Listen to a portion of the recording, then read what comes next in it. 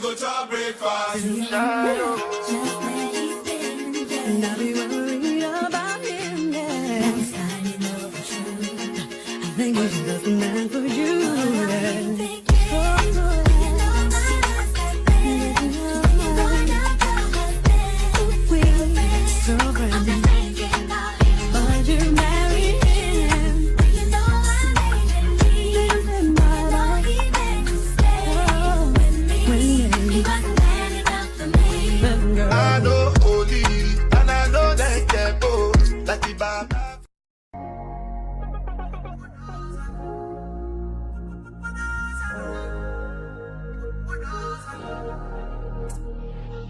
So many reasons why I want for you, my love. Now you I want to retire with my love. See what you did, good things you do, they make me know love. Oh no, no. This standard is taking a hold of me for sure. Baby, come pull us up. I want you make me there. Pull us up. Girl, I want making you pull us up. I feel like making you pull us up.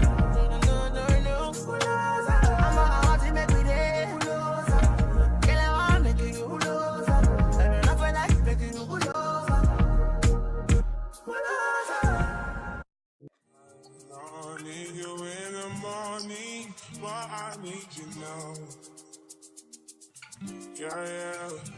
I find why I give you what you need.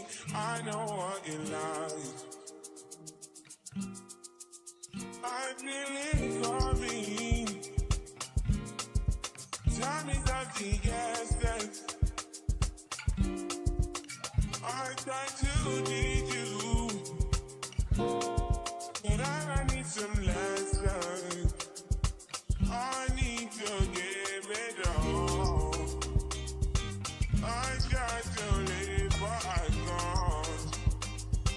I don't know why you're the one. Turn me out of my mind. You don't need no other body. You don't need no other body. Only you feel on my body.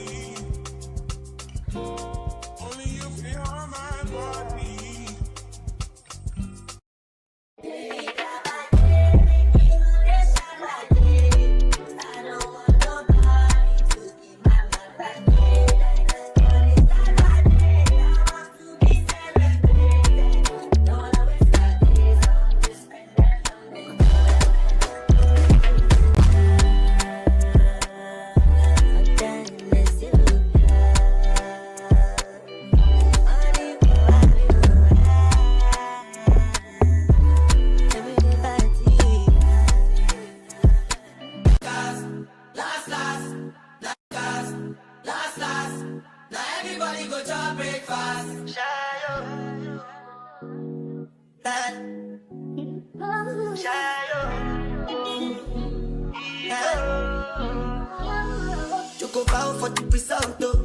Nothing to discuss, cause I did by fault and without any doubt. I'm a me happy adult. I no go feed the girl, I no go feed the girl, it's out. I'm a mind that's you can talk. I put my life into my job and I know I'm in trouble. She manipulate my love. I know. Okay. Are you sure? I can. Okay. No issue. Let me know when we are gonna start. Okay, I'm live. Testing 1 2 3. Testing 1 2 3. Testing 1 2 3. Okay. We live. All right. Ladies and gentlemen, welcome to the NPL.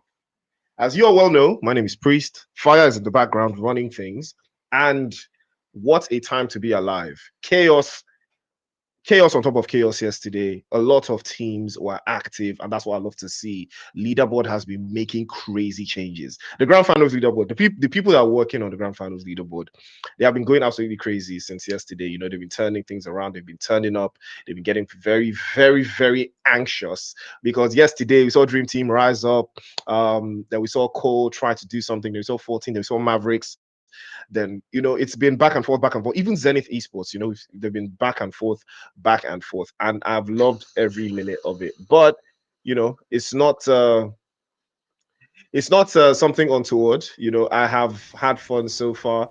And yeah, I'm looking out for more. I'm looking out for so much more. But before we lose ourselves to the excitement, welcome to the NPL, the Nigerian Pro League Season 7. It is the Rain Split Finals. It is day 2 of the action, and we continue to put the screws to the opposition.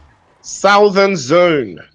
Southern Zone, Southern Playing Path, Fire. You love Miramar. What strategy would you apply if you're a team like Cole? If you're a team like Cole, top 10 is the goal now. Okay, top 10 is the goal. You're a team like Cole. You're currently sitting in 12th. Yeah, and you're 6 points away from 9th place in this game. What are you doing? Obviously, exactly what they're doing right now is trying to make sure that they get the kill points. Obviously, they've been going toe-to-toe against Zenith, and they're doing it right now again. So I definitely love their courage. Sometimes it doesn't just go their way because they are almost evenly matched with the boys from Zenith. But exactly what they're doing is what they should be, trying as much as possible to see if they can, get those kill points early on. If they can get those 4 kill points, that is obviously a good start for them. A couple more kills as the game progresses would then mean that they've gotten, a whole bunch of points. So yeah, they can get double digits points, 10 kills, a few placement points, and that would be very good for them on the table. But it's not looking quite great for them as the boys from Zenith are not just giving in, they are trying as much as possible to continue to fight. But Zella, that man continues to perform very well. He needs his other teammates to step up for him, though. He can't do it all alone. Yeah, Zella cannot do it all alone. But then again, I've seen him do it all alone again. And Power Babe has been turning up the volume.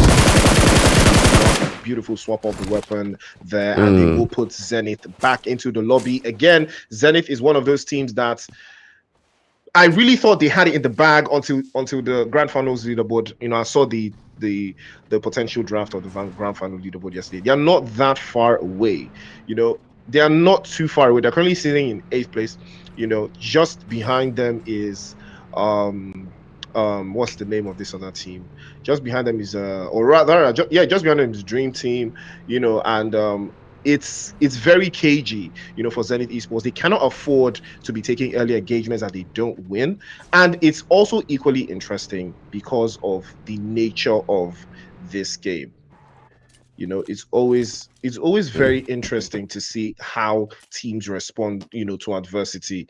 Why I'm saying this is because Cole and Zenith Esports, they've locked horns in Picado they've locked horns in Picado a lot of times.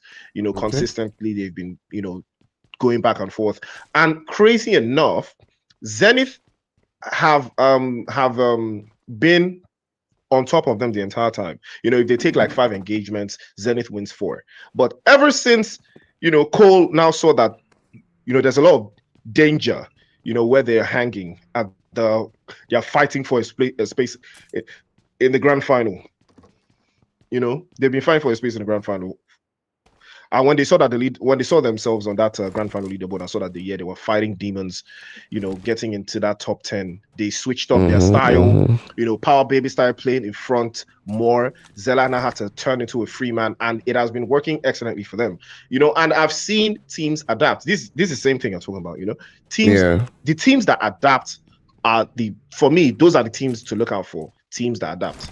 If you adapt, better.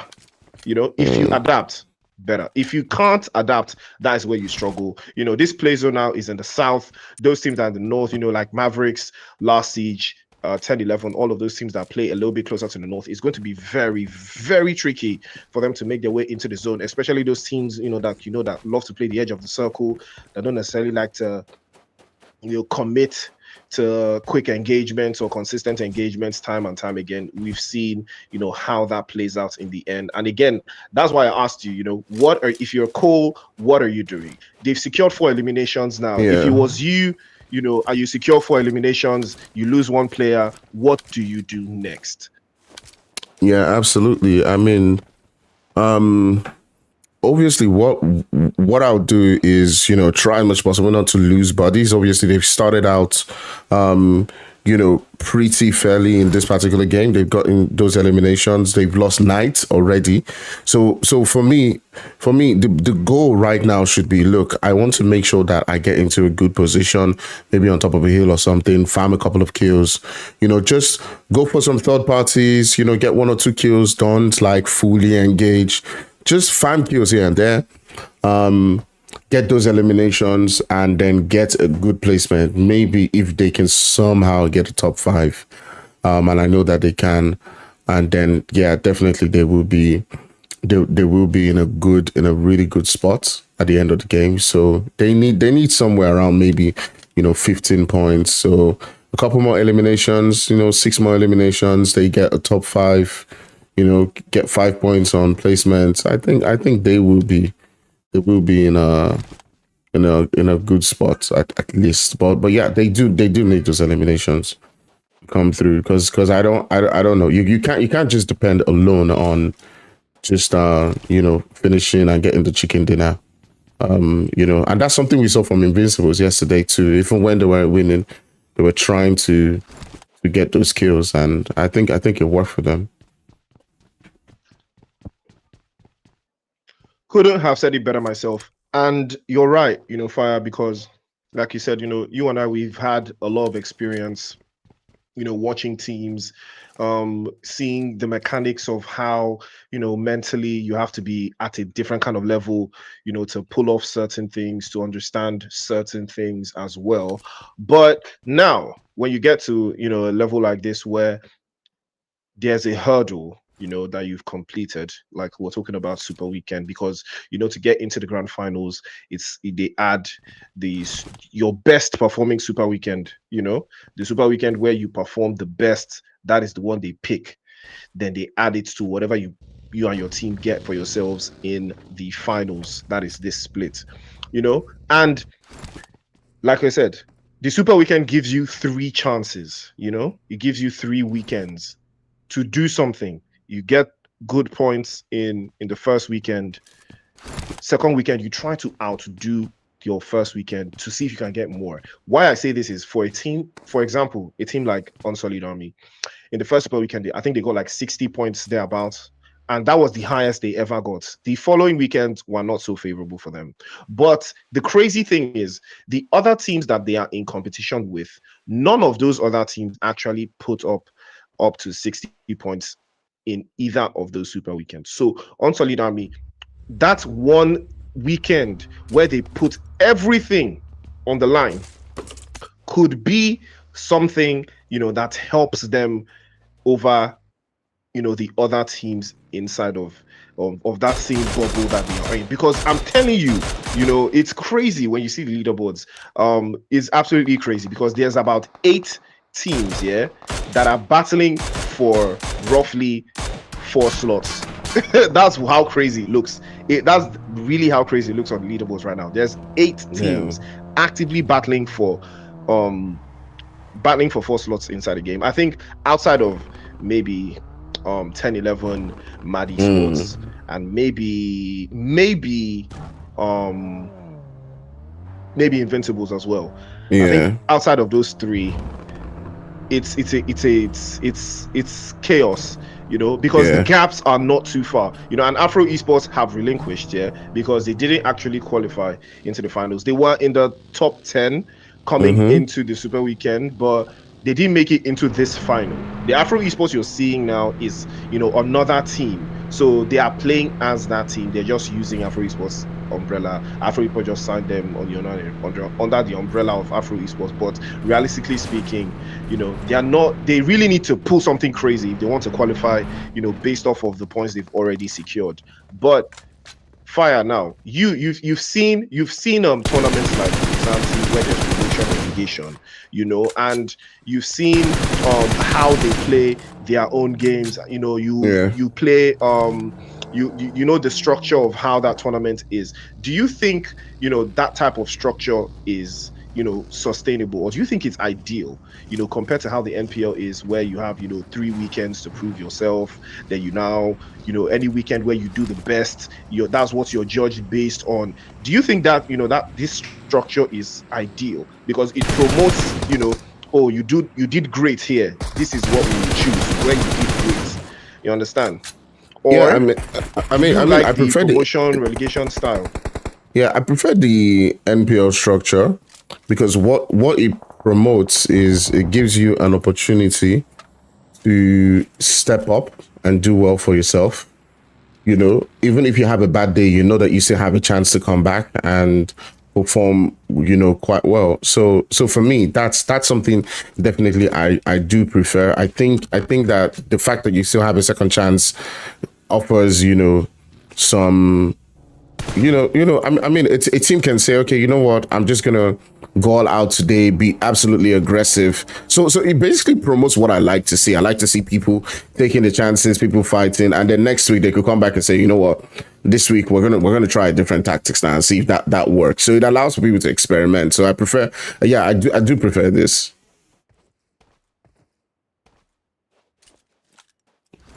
Yeah, you're right. Couldn't have said it better myself.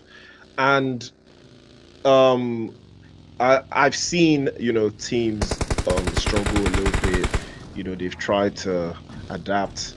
They've tried to understand, the best strategy to apply to a tournament like this. But you always got to go back you always have to go back to the beginning. You have to think for yourself. What do I do differently?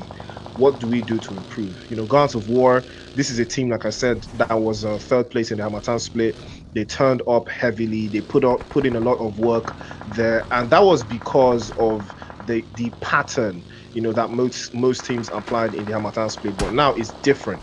You cannot confidently play very wide splits. It's going to be very difficult for you, because there's too many teams out there that is hungry. They are looking for any mistakes. They are looking for slip-ups. They're just waiting, for you to make a mistake. And yeah, you're going to get cooked immediately. And that's what we are seeing, actively here. Aura have been arguably the best team throughout the entire range split. They've been arguably the best team, but in the finals now, you're starting to see that the strategies that are being applied by these different teams is hard for Aura to break down. You can see this is, like I said, arguably the best team throughout the entirety of the rain split. They finished on top of the leaderboard. They finished almost every week in first place, swapping between themselves and 10-11. But when it came down to the wire, when it came down to the stats, Aura were just a little bit better, than 10 level. So overall, for me, they were the best team in the rain split. But if you take a look at how they play in the final, the lobby right now has changed dramatically because of the way teams have chosen to adapt, to teams like Aura, to teams like 10-11. The gap is not significant.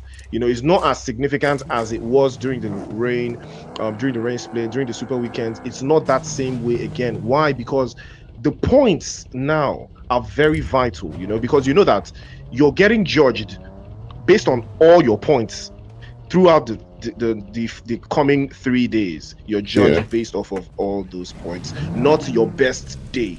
You're judged, cumulatively. So teams cannot afford, to leave with nothing. It is going to be very difficult to, eliminate a team with nothing. Just take a look at this zone 5. This is going to be so chaotic. You can see 10-11 already making that play from the eastern side, taking that position. They're going to hang by the edge. I know exactly what they like to do. They will hang by the edge there and start to pick in the intel. Mad Esports doing the exact same thing, coming in from that northern position. 10-11 in that 3-1 split. Aura as well. Everybody's making rotations. There's like 13 teams, give or take, I believe.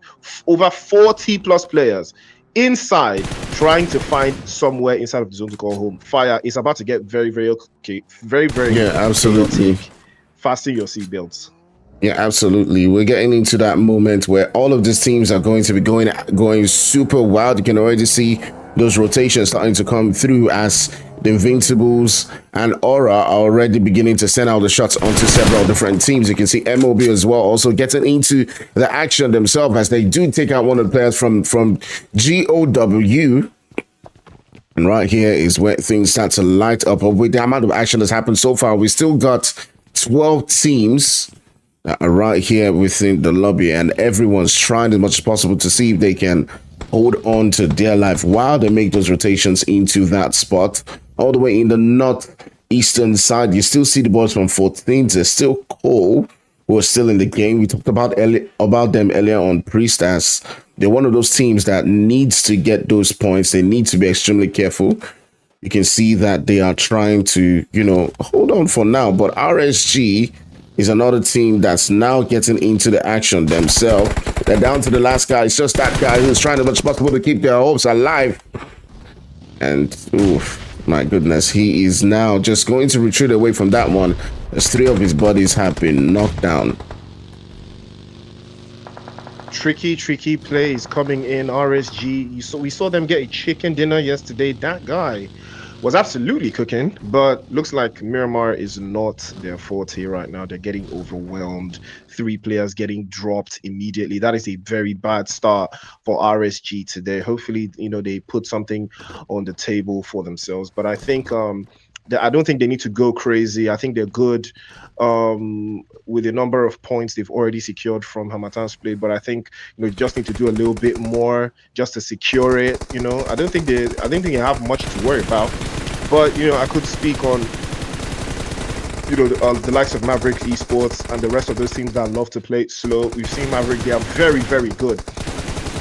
Holding lines. Unfortunately, Yeet gets caught out immediately there and he's dropped away. But RSG pulling up hopefully they can be able to survive something there. But it looks like Mavericks actually will be sent back into the lobby by none other than Men of Blood. Now, this is Men of Blood stealing away from Maverick Esports. Men of Blood is one of those teams that is in that bubble. They need all the points that they can get. And they are being led very well by 11 here. 3 eliminations to the good way to start the day. But again, they need more consistency. They need more paper. They need more power. And that's what I'm looking forward to seeing, if they can, maintain that hunger that they need. That guy, the last one for RSG, just a little bit north of that position for Men of Blood. Hopefully he could be a thorn, in their side. But it's going to be a hard one. 4 versus 1. I think he's just going to, hide out in that position for the time being. He doesn't necessarily have to move too much. But hopefully we'll see, something more ideal, as Cole also be making a play. They might run into the guys from Men of Blood. Peter gets stuck out in the open and he's going to get dropped away there. Dream Team saw them secure the final chicken dinner yesterday, courtesy of Agathe. But unfortunately, Agathe will not be in the lineup in this first game. Hopefully, she will come in clutch going into the final third. Good rotation from Dream Team, good position. Unfortunately for them, they are spread too thin. And this is one of the things I talked about, Fire, playing a split.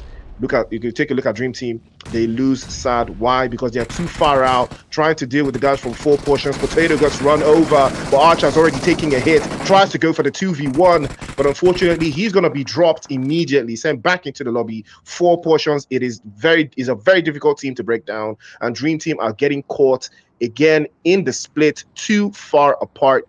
It is too difficult for them to play on these wide splits. 5 eliminations is good enough for them, but getting eliminated right now is just an unfortunate piece of business. 4 portions, too hard to break down. Cole will snatch in that position and send them back into the lobby, and that's going to be the end for Dream Team. Again, I think that is why that's just Agathe not being in the lineup, because I think she wouldn't have allowed them to play like that. I think she would be more focused on them being inside of the zone. If they were going to play a split, they would just sacrifice 2 players, put them very close within touching distance, at least to the play zone.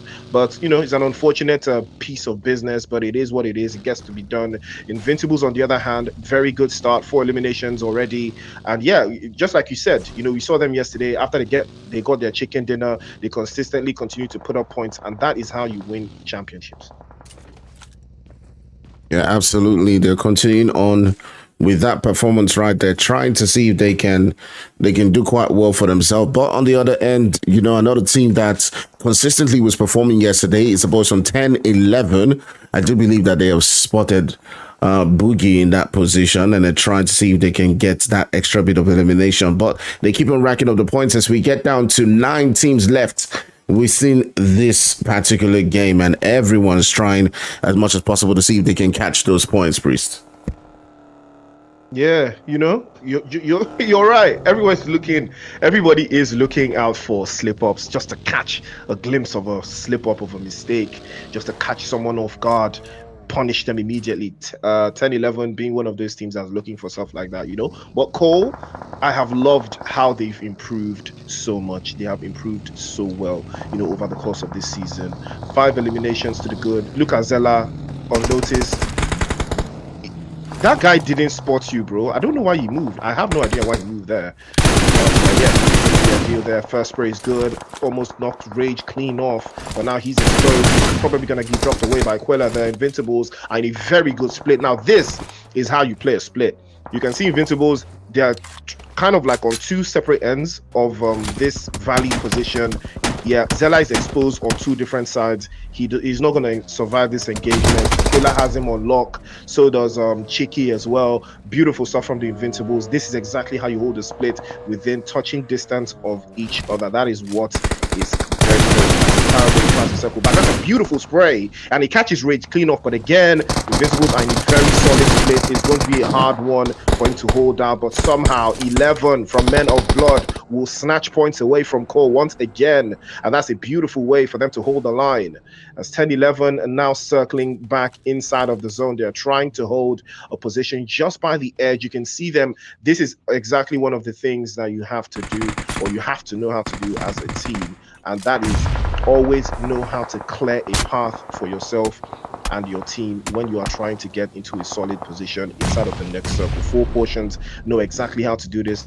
RSG, the same thing. Creed has been knocked away, but I don't think he's going to get finished. I don't think he's going to get sent back into lobby. It's too far of a distance for 4 portions to cover. Skinny has also been knocked away, and it's going to be creepier because the Invincibles have pulled up, taking away that position. 4 portions are now cut down to size again. We saw them. They've been struggling really hard in this finals, but hopefully, they will start to find their rhythm very, very soon. Yeah, quite tough one as we are getting into that top 7. MOB still somehow finding a way to hold out in this position as 10-11 is quite on their tail, looking to see if they can breach through in this position. 10-11 doing as much as they can to see if they can get that one knock. You can see Creed just moving away from that building while the nade was currently searching. And they continue on with their onslaught as Jabot is the one who's currently leading the chart. He's looking for the ups. As he's got Reckless in front of him, he's able to get that knock to come through. They're shooting through the smoke, just trying as much as possible to see if he can get anyone drop down. And I love this play coming through from Jabot as he continues to search. They are being absolutely aggressive, continuing this game the way they finished the last one, looking to see if he can get that elimination to come through and that confirmation as he continues to make that push. And down goes another player from MOB Priest. That's now 10-11. I guess the goal would be let's keep the numbers up. Let's make sure that we don't lose anyone and we go into that top 5 with the full team. An amazing play coming through from them, Priest. Yeah, very amazing stuff. They're holding the line defensively. This is, like I said, this is also one of those solid characters that you just have to possess as a team, as a very well-balanced team. Also, you have to know how to attack.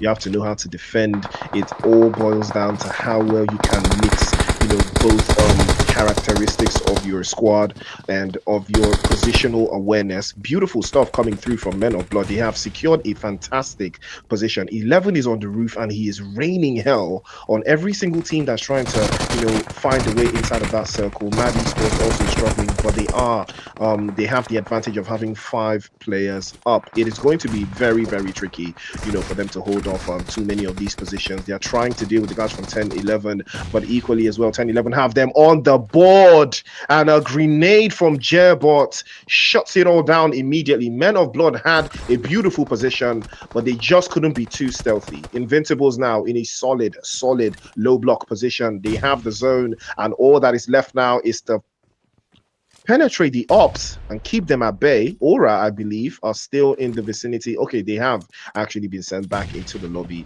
Mad Esports fall immediately. One grenade, 7 apples, bam, bam, one over the top. 2 bodies are falling, and now it's tricky play for Mad Esports, but 10-11 are about to breach inside. Gets the 3rd one down. Mad Esports will collapse under the pressure, the weight of 10-11 as they crush them.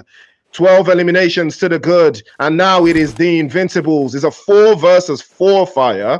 It is equal footing, but here's where it gets tricky. 4 versus 4, but Invincibles have the zone. This is going to be a test of skill. Who is going to be out skilling who?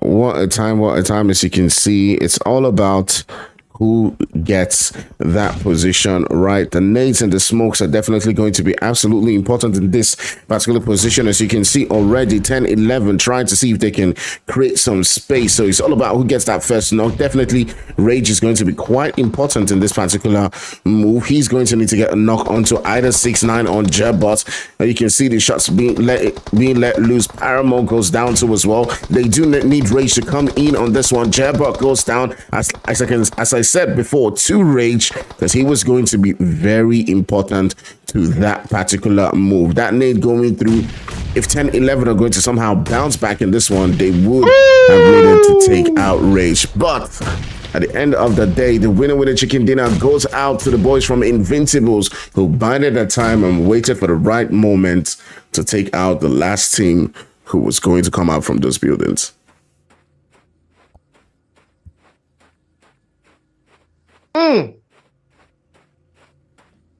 Fantastic work from the Invincibles, turning up the heat. And that, ladies and gentlemen, is how you make a beautiful impression. Like I said, is all about who is gonna outskill who. Invincibles outskilled, absolutely outskilled 10-11 in that position, in the era, in the everything. They just outskilled 10-11 there, and I love to see it. 11 eliminations as well. Beautiful stuff with the chicken dinner. 10-11 also not taking their foot off the gas either. 12 eliminations and a chicken dinner and a 2nd place finish behind the chicken dinner from Invincibles. They keep the pressure on. You know, realistically, this doesn't change the leaderboard at all. It doesn't even change anything. You know, that's how crazy it is. You know, Invincibles have done well. They've done a magnificent job here, but the leaderboard has not moved. It hasn't even changed a bit, you know. So, but then it hasn't changed a bit for the top teams, but it is what it is. But in 3rd place, you've got Mad Esports doing a magnificent job as well. 7 eliminations to the good. Men of Blood in 4th place with 6, and Men of Blood in 4th place with 6. Aura in 5th place with 1. Again, Aura. RSG in 6th place with 1. 4 Portions in 7th place with, what is that? 2, 4, 3. Cole in 8th place with 5. 14th Gaming in 9th place with 1.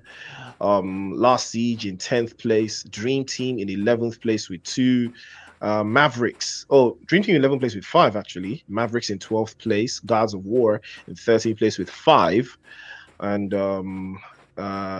Afro Esports in 14th place. Solid Army in 15th. And Zenith in 16th with 1. Woo! What a turn up we have had. Big turn up we have had, ladies and gentlemen. The action has not stopped yet. We continue to put the work in. Beautiful stuff from the Invincibles. I wouldn't have done any other way. Kept all of their players up, kept all of their numbers up exactly as I expected. Their splits were perfect. Everything chef's kiss. They turned the volume up, but it's not over just yet. The action just kicked off. 1 match in, 3 matches to go. And yeah, NPL, we're here. Rain Split Finals. Catch you right after the break, ladies and gentlemen.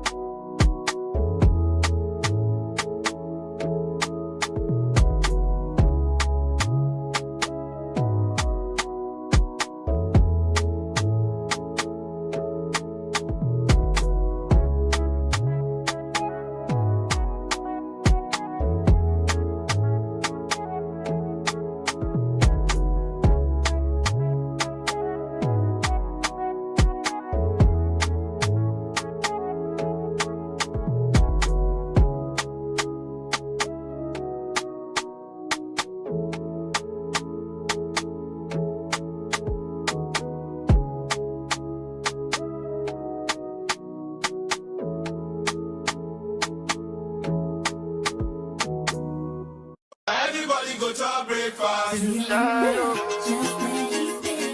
And I'll be worried about him next. I know the truth. I think he's just the man for you.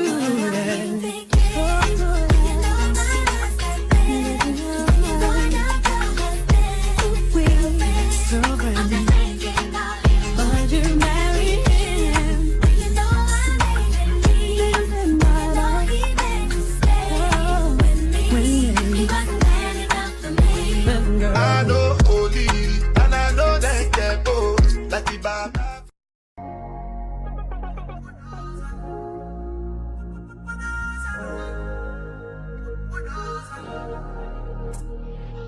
So many reasons where I want for you, my love.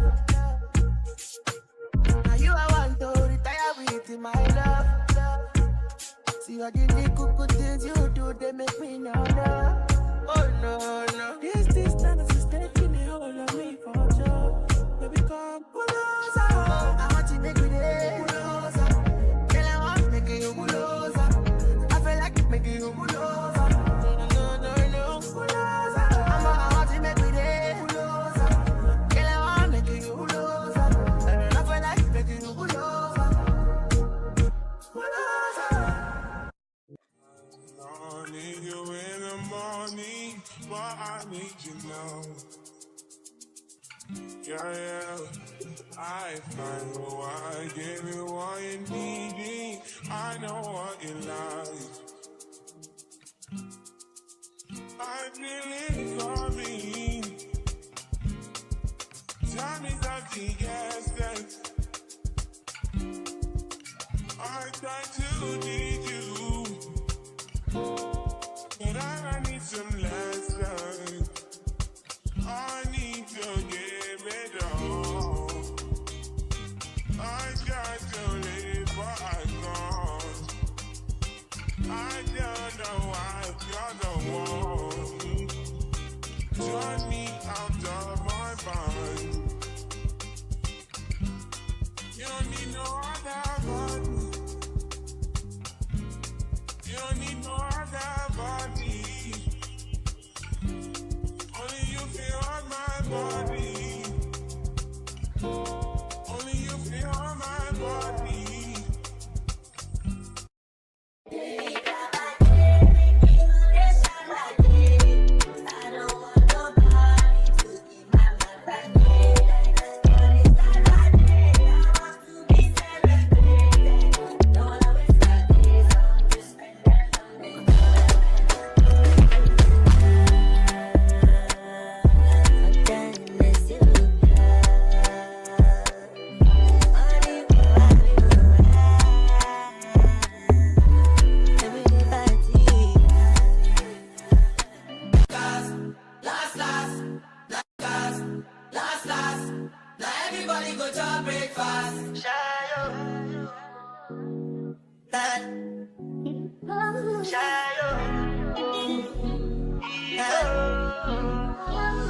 You go bow for the result, though. Nothing to discuss, oh. Cause I did one by default and without any doubt, though. I'm a me happy adult, though. I no go feed the girl, I no go feed the girl, it's out, though. I'm a mind that's you can talk, oh. I put my life into my job and I know I'm in trouble. She manipulate my love, oh. I know holy, and I know that they're both. Like the Baba fry, oh. My eye, oh. Don't cry, oh. And if you go and shadow, and if you go and shadow, and if you go and shadow, and if you go and shadow, and if you go and shadow, and if you go and shadow. I did what I got when them kills over my. I did try to buy moto, Toyota Corolla. My feelings been they swing like Django Lover. Feelings been they swing like Django Lover. Now you crash your Ferrari for like Ibona. Now so much you make you have been all over. My feelings still they swing like Django Lover. Feelings still they swing like Timbani at you. Come on, white dog in Venice. Why you say I did nothing for you? And if I do anything you want me to do, Timbani at you. Come on, white dog in Venice. Why you say I did nothing for you? And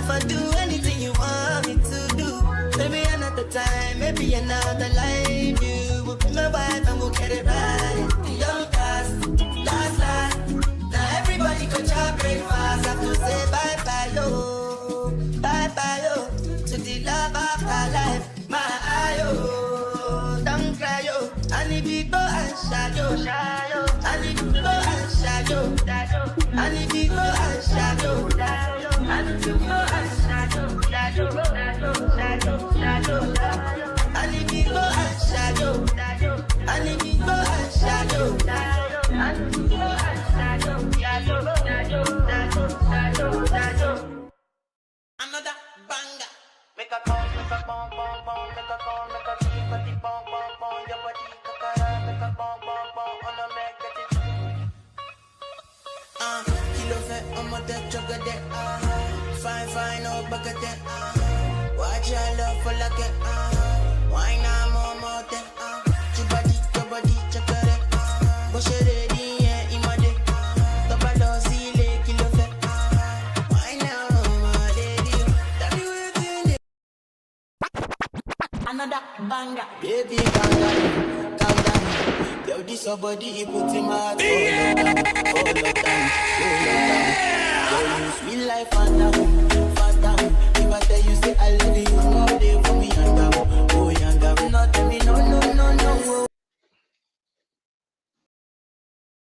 Ladies and gentlemen, welcome back to the show. It is the Nigerian Pro League Season 7. It is the Rain Split Finals, and it's brought to you by 1080 Monster Energy and a whole bunch of other people in the background. Yes, also, I am here with my main man, Fire, and he's active as well. We just saw a masterclass performance from the Invincibles. They continue where they stopped from yesterday. They put in a lot of work, and I love to see it. Actions on and consequences, ladies and gentlemen, actions and consequences. Every point counts. We're heading into the grand finals next month, 31st of August 2024. 1.6 million naira on the horizon, so everybody's trying to get a piece of that money. But speaking of that, that's a little bit far. Let's talk about the money that we're going to share tomorrow. Yes, tomorrow is the last day of the finals, and there's still prize money to be 100,000 naira, I believe, going to the first place team, and a couple of extra coins going out to second place, third place, and this season's MVP. So without further ado, ladies and gentlemen, let's get straight into the action. Aranjo is the map, and it's an interesting turn of events. Fire, you can see the playing path we've got west to south, military base heavily in play here, Novo also heavily in play. Now when you have playing paths like these that favor one side of the map, if you're a team that has a specific drop location and the playing path is just not favorable to you, what do you think is more ideal? Do you have a secondary drop location, or you go to your drop location regardless of the time it will cost you to go there? Because if you're here in, let's say the playing path is much more west to southwest, and it doesn't really favor the north and northeastern areas, what would you do there? What would be your choice there? Because that second drop location that you might have might probably be the primary drop location of another team, and that's where we now have chaos, early chaos and that type of thing. Is that really what you want to do? Because we can see happening on the feed right now. 14th Gaming locking horns with Aura, and this is not the best way you want to start the game. If you're 14th Gaming, you cannot just afford to start losing players off the rip like these. And that's why it's so dangerous. That's why it's so uncanny. 14th Gaming, they need to do way better research. They need to be very, very sure, of every decision that they make. And that's unfortunate for them because, like I said, they're one of those bubble teams. They cannot afford to be dropping points this early. But it is what it is. Unfortunately for them, they lose some more. They lose 3 players out of 4. That's a bad way to start. But yeah, let's see how this pans out for Men of Blood. Pochinki, primarily their position, and this is exactly what I talked about. This is primarily Men of Blood's position. Cole, on the other hand, this is not their position, but they are forced here because of the playing path. So they are significantly in trouble. they are significantly in trouble. That's why I asked, like, if it was you, what would you do? Would you just say, nah, I'll stick to my landing position, even though it's like 1,000+ meters away from Yeah. where I can, possibly get to? Yeah, you know that Poppy is even playing the style, like if we were to look at the map, right, I'm Yeah. gonna tell some secrets because they're not in my clan, but I see that Skinny has taken the strategy to Poppy. So that split that they have is the split that we had in active gaming. I don't know if you remember, back in the day. Okay. Back in the day. So Spill some tea. Spill some yeah, tea. yeah, yeah. So it's like a very nice thing that Ted Bundy did back in the day. So basically, what we will do is we'll land around those buildings around just basically southwest of farm, and we'll have like everybody will split individually, and then we'll regroup. You get, we'll regroup. So if one person is in trouble, that person's duty to try to at least knock one guy, take out one guy, but the whole team's not going to get into a fight. You understand? You may lose one person, you may lose none, but that one person who gets into a fight either hides, and then everyone else regroups and then takes on the fight and then surprises the team. So sort of like surround the team, right? If the team is looking to attack that one guy, so everyone is now shooting from different directions. So yeah, that is like the split that I'm used to in Erangel. But other than that, I would say obviously be dynamic, be open to change, because if not, because we played that in Nkonsi, and sometimes it was yeah. I think there was this team, I've forgotten their name. Very popular team at the time, but it skips my mind. But they were first, we were second, and they would always land very close to us and just make it a nightmare for us. So yeah, yeah. I think obviously you should be open to change. Yeah. Okay. Well, be open to change.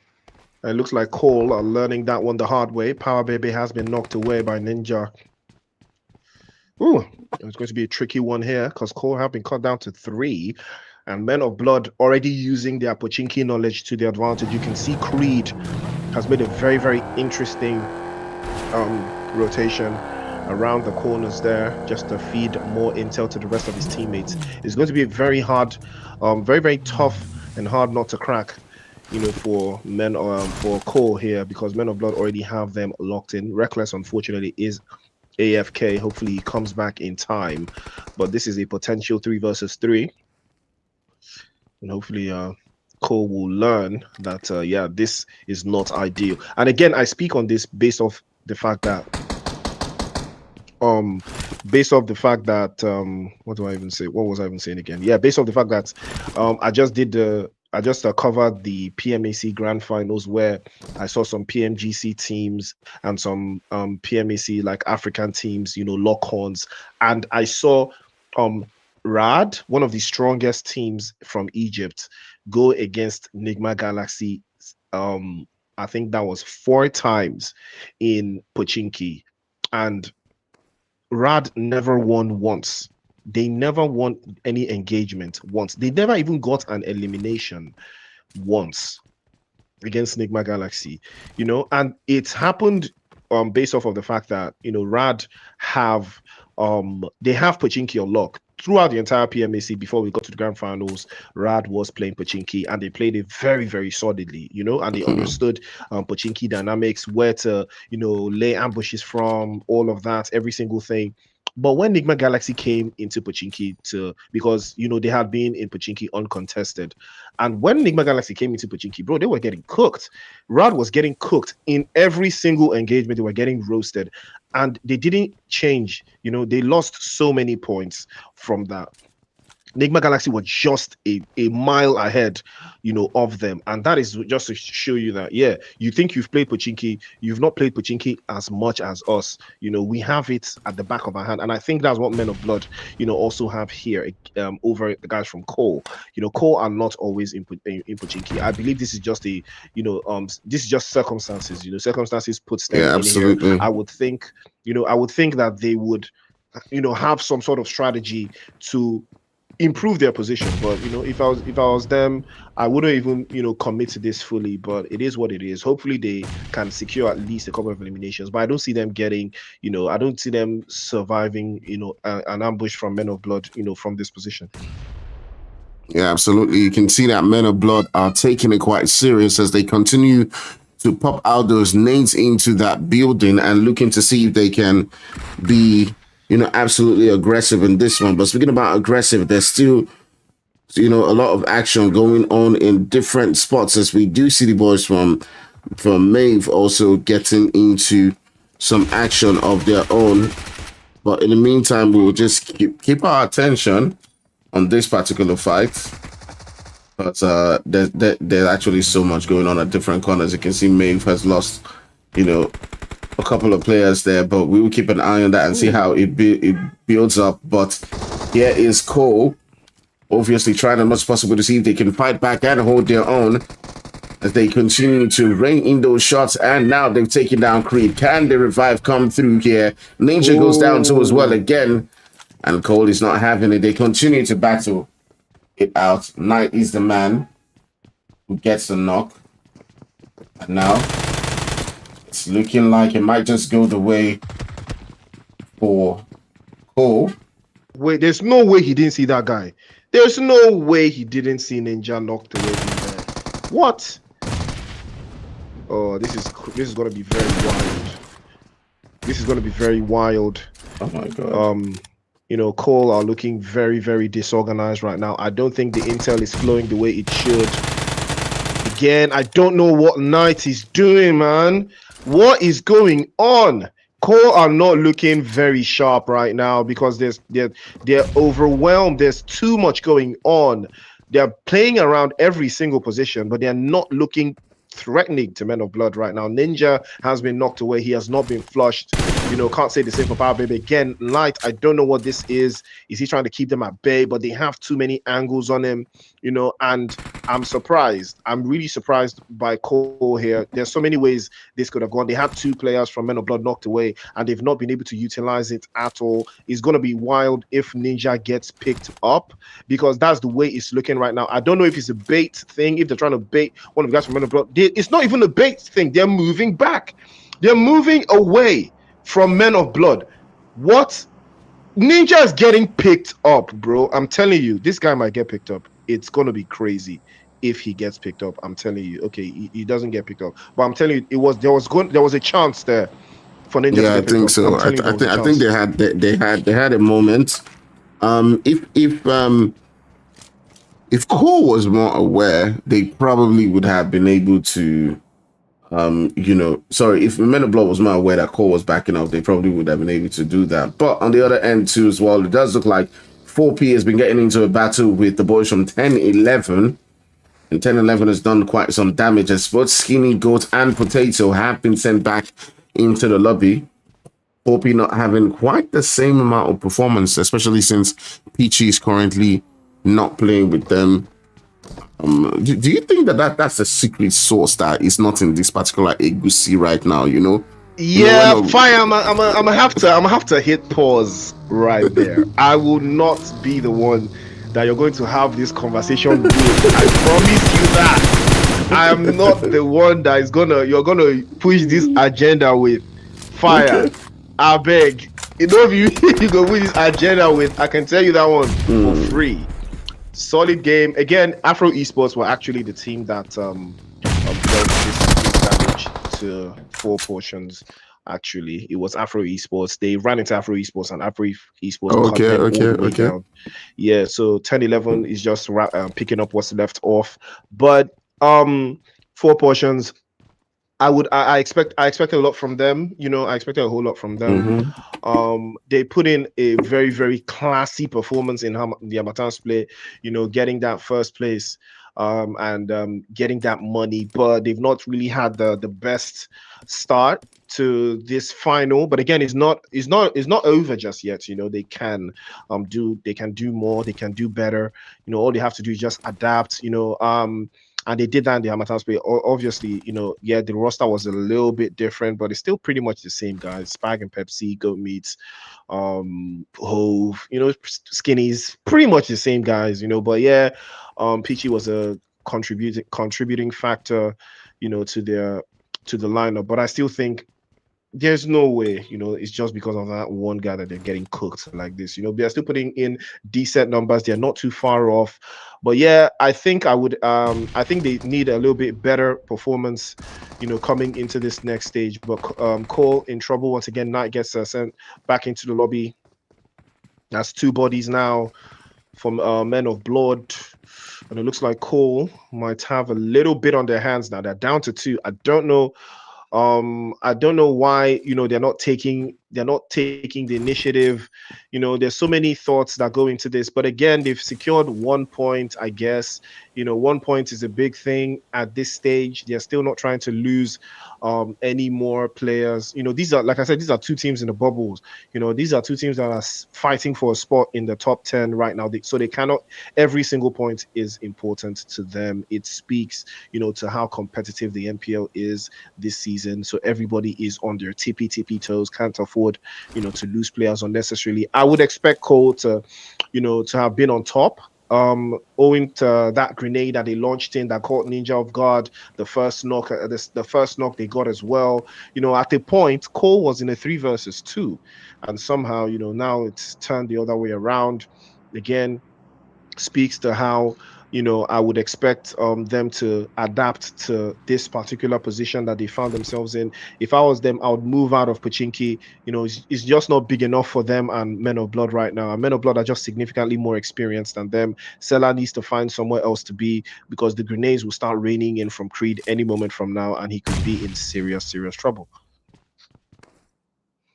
Yeah, quite some time for Zena right there, as he'll be trying to see if he can get out of that position. It's quite some tough one, as they are on his tail, currently looking to see if they can take him down. And it's quite a very difficult one. He tried as much as possible to see if he can hold it down. It does look like one of his teammates is actually not dead. It's just offline. Yeah, Peter. Yeah, it's actually Peter. He was just offline. Oh my god, that's actually sad. That's actually really sad. I feel really bad for them. I wish they, yeah. It looks like unfortunate scenes for them. 2 of the players are offline. I mean, oh, okay. I think Peter. No, that's the last guy. Oh shit. Nah, he's AFK. That's really sad. Definitely hoping to see if they can do a lot better in this particular game. But the zone's now shifting all the way towards that southwestern region. As you can see, Mad is already sitting down in that gray spot. I do notice that Mad is always trying to get into a good position, as well as RSG. Yes, I was waiting for you to notice that. I was waiting for you to notice that, yeah. RSG too as well. They've got quite a good position, not off Perry Pier, and basically southeast of that is the boys from GOW also hanging around that bridge. We might see something going down. I do think I see someone, Dream Team basically coming through that bridge, and some while I might start, people will just start vexing for each other. But we'll see. We'll see how that pans out, as all of these teams will be looking to now begin to make the rotations into that spot. And within that zone, you can see MOB is already on the move. And all of them are looking to, start something. They want to be starting something. They want to be starting something. Invincibles playing too deep. Playing a little bit too deep. Quilla gets caught out again. That's what happens when you're a little too idle. You have so much time on your hands. Start making unnecessary rotations. You can start getting caught out. Quilla sent back into the lobby. Again, Invincibles, I think they should commit to this. But Chicky takes a serious hit. But yeah, I think they still come out on top. I think Invincibles still come out on top. On Solid Army actually putting in some work there. But You know, it's all about awareness. You know, it's all about awareness. I think Invincibles now, Absolutely. yeah, I think they should be aware that Unsolid Army have started cooking these guys, and I think they are aware. They've just pulled up. So now Zenith are in a sandwich. This is a bad spot for them. You might take a big hit, and 419 will steal that one away. And Unsolid Army are getting active now. Good elimination position for them. 2 blown up cars. Grenades everywhere. Yeah, Invincibles are cooking these guys, man. There's no way they're surviving this one for sure. Unfortunately for them, they're gonna get railed over by the Invincibles. It's an unfortunate scenario for them, but your might is gonna try to escape, but nope, they're gonna stop him right there. Police, stop him right there. And the Invincibles will crack down on that one. Yep, I knew that the Invincibles were going to commit. The moment Quilla got sent back into the lobby, I knew they were going to commit. We're going to commit to that, and I love to see it. You know, there's some teams that if you knock one of their players sent back in the lobby, they retreat. You know, but Invincibles, they knew they had a better position. They knew. But then it still relied on, you know, what happened to the Unsolid Army actually from the Unsolid Army that made them to commit into that position. But again, this is an opportunity for Unsolid Army to actually, you know, commit to this one. But if you take a look, they're in this. They are sending 2 people in the zone, keeping 411 and 419 up north. But the Invincibles are not going to take that engagement. It is not going to serve them. It's just going to waste time and keep them outside of the zone. It would be ideal for them to make their own rotations into that circle, much more ideal. But yeah, Men of Blood equally as active, just playing it a little bit by that southeastern side, just playing it off warehouses. Again, this is one of those teams that don't like to play the terrain. They love compounds. They love, you know, positions that offer them a little bit more defense than offensive positions. So yeah, 10-11 might decide to breach them because that's literally how 10-11 plays. They are gonna breach this position and stay on the terrain. Grenades already sent over by Gerbot. Offensive grenades to deal with a Reckless.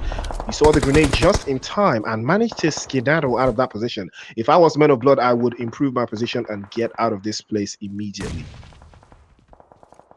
Yeah, quite tough times for them as they will be looking to see if they can hold on to their numbers as the, you know, teams continue to get sent out of the lobby. But definitely 10-11 trying to be a turn in their sight as they continue to send out nades into this position. They're quite aware and they're surrounding them.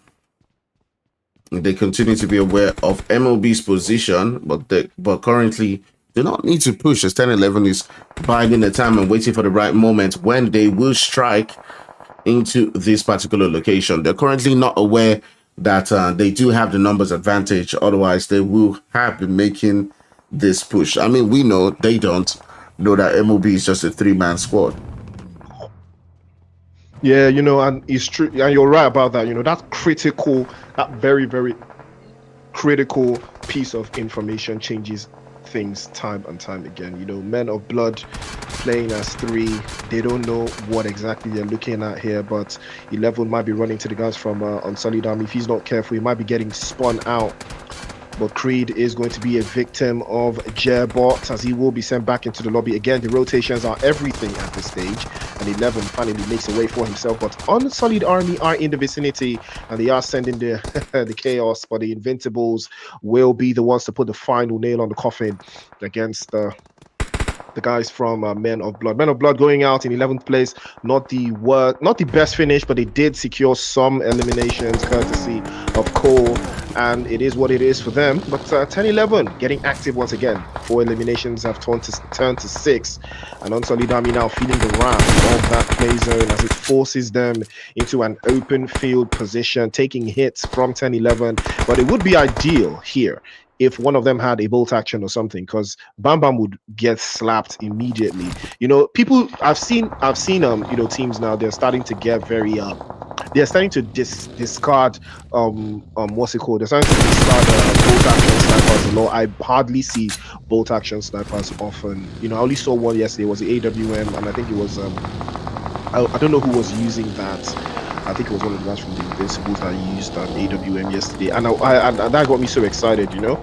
But yeah, it's just unfortunate that people don't rely on that. It's all about DBS now, S12Ks.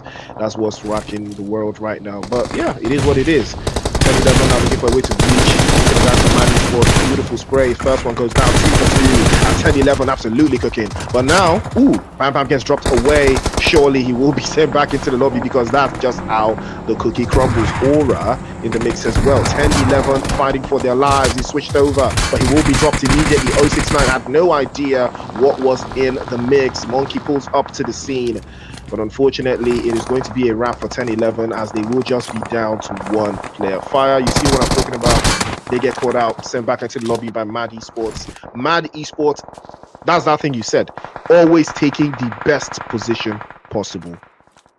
Absolutely. Just biding the time, holding on, watching several different people, making sure that they do get the third party.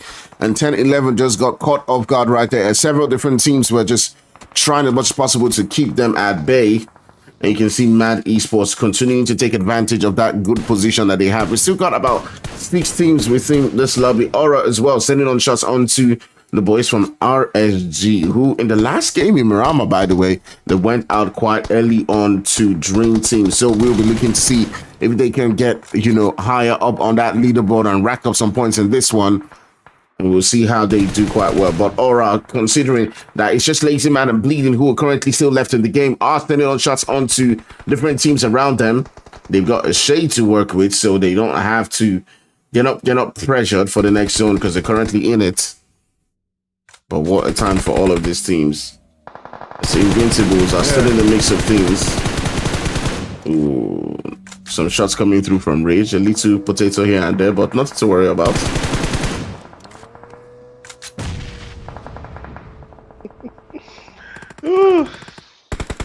Every shot counts. Every shot counts. RSG are enjoying they're enjoying what I would call flight path play zone advantage. The play zone and the flight path has been in from Primos, that southwestern position, so they've used that to their advantage. They've played based off of that for the entirety of the game right now, but unfortunately for them, that has put them in a little bit of an idle spot. They're taking damage, and now they're just down to 2. It's Oli and Manny, last 2 left. That guy was able to secure 2 eliminations, but Mad Esports have all of the angles and all of the positions at bay here. Invincibles again active, 2 for 2. It looks like Invincibles are about to give us a 2 for 2 masterclass performance, and that is what I am here to witness. Chaos at its finest. And that top spot, it looks like it's about to get very, very different. Invincibles are very, very, very, very, very critically poised in a solid position right now. Dream Team, also with 1 player up north in that position. It looks like it's sad. RSG and Mad Esports, the last 4 teams. We've got 8 players in the card. There is no team here with 4 players. But I believe Invincibles have 3. They have the only team here with 3 them and I think the guys from Mad Esports also playing as 3. It's all about the play zone now, and Invincibles are very, very, very well positioned, but can they use it to their advantage? RSG just a little bit outside, and now the play zone will start to push them closer and closer to each other. It's all about the smokes. It's all about the utilities. Ollie and Manny already making their own moves. Vehicle is very present for them. Manny makes a move as well. Rage plays forward, and that is a fantastic position that's being held. Manny now makes the move. He might be getting dropped away there. Ollie's off the lines and he sprays and drops a couple more bodies. Dream Team trying to circle back, and that's a first drop. Beautiful stuff coming through from Sad, and he takes 2 for 2, sends RSG back into the lobby and still manages to maintain maximum composure. It's going to be the last one left. Invincibles up on in full swing. Invincibles about to be the first team in the NPL finals to give us a back-to-back chicken dinner. We are about to see history being made tonight. Invincibles have turned up, and that's a solid grenade right in front of his head. And the follow-up from Pamole. Invincibles masterclass again. Invincibles turn up again. 12 eliminations and a chicken dinner to follow. Fire. Wow. It's about to be crazy now. Invincibles, they active now. They are very active right now, and I love this. I love this so much. Mad stuff coming through right there from the boys from Invincibles, who have turned up once again, showing why they're one of the best teams in this region. All right, so Invincibles finishing this one, as you can see, with 12 eliminations. In second place, you do have the boys from Dream Team as well, who did a lot better in this one actually than they did in the Miramar game, coming in with 9 eliminations. In third place, you do have the boys from RSG with 3. You do have Mad coming through right there with 8 eliminations. LS with 1. Aura finishing with 4 eliminations. UA finishing with 1. 14th with 3 eliminations. 10, 11, still getting some good points on that lobby with 7 eliminations. GLW with 1, MOB with 3, Cole with 1 elimination. And trust me, that doesn't tell the full story of that particular fight. But Zen with 1, AE with 3, 4P with 2 eliminations, and Maeve with 1. All right, guys, so that being said, we will be taking a quick break. We'll be back for some more action in just a couple of minutes. We'll see you soon. Don't go nowhere.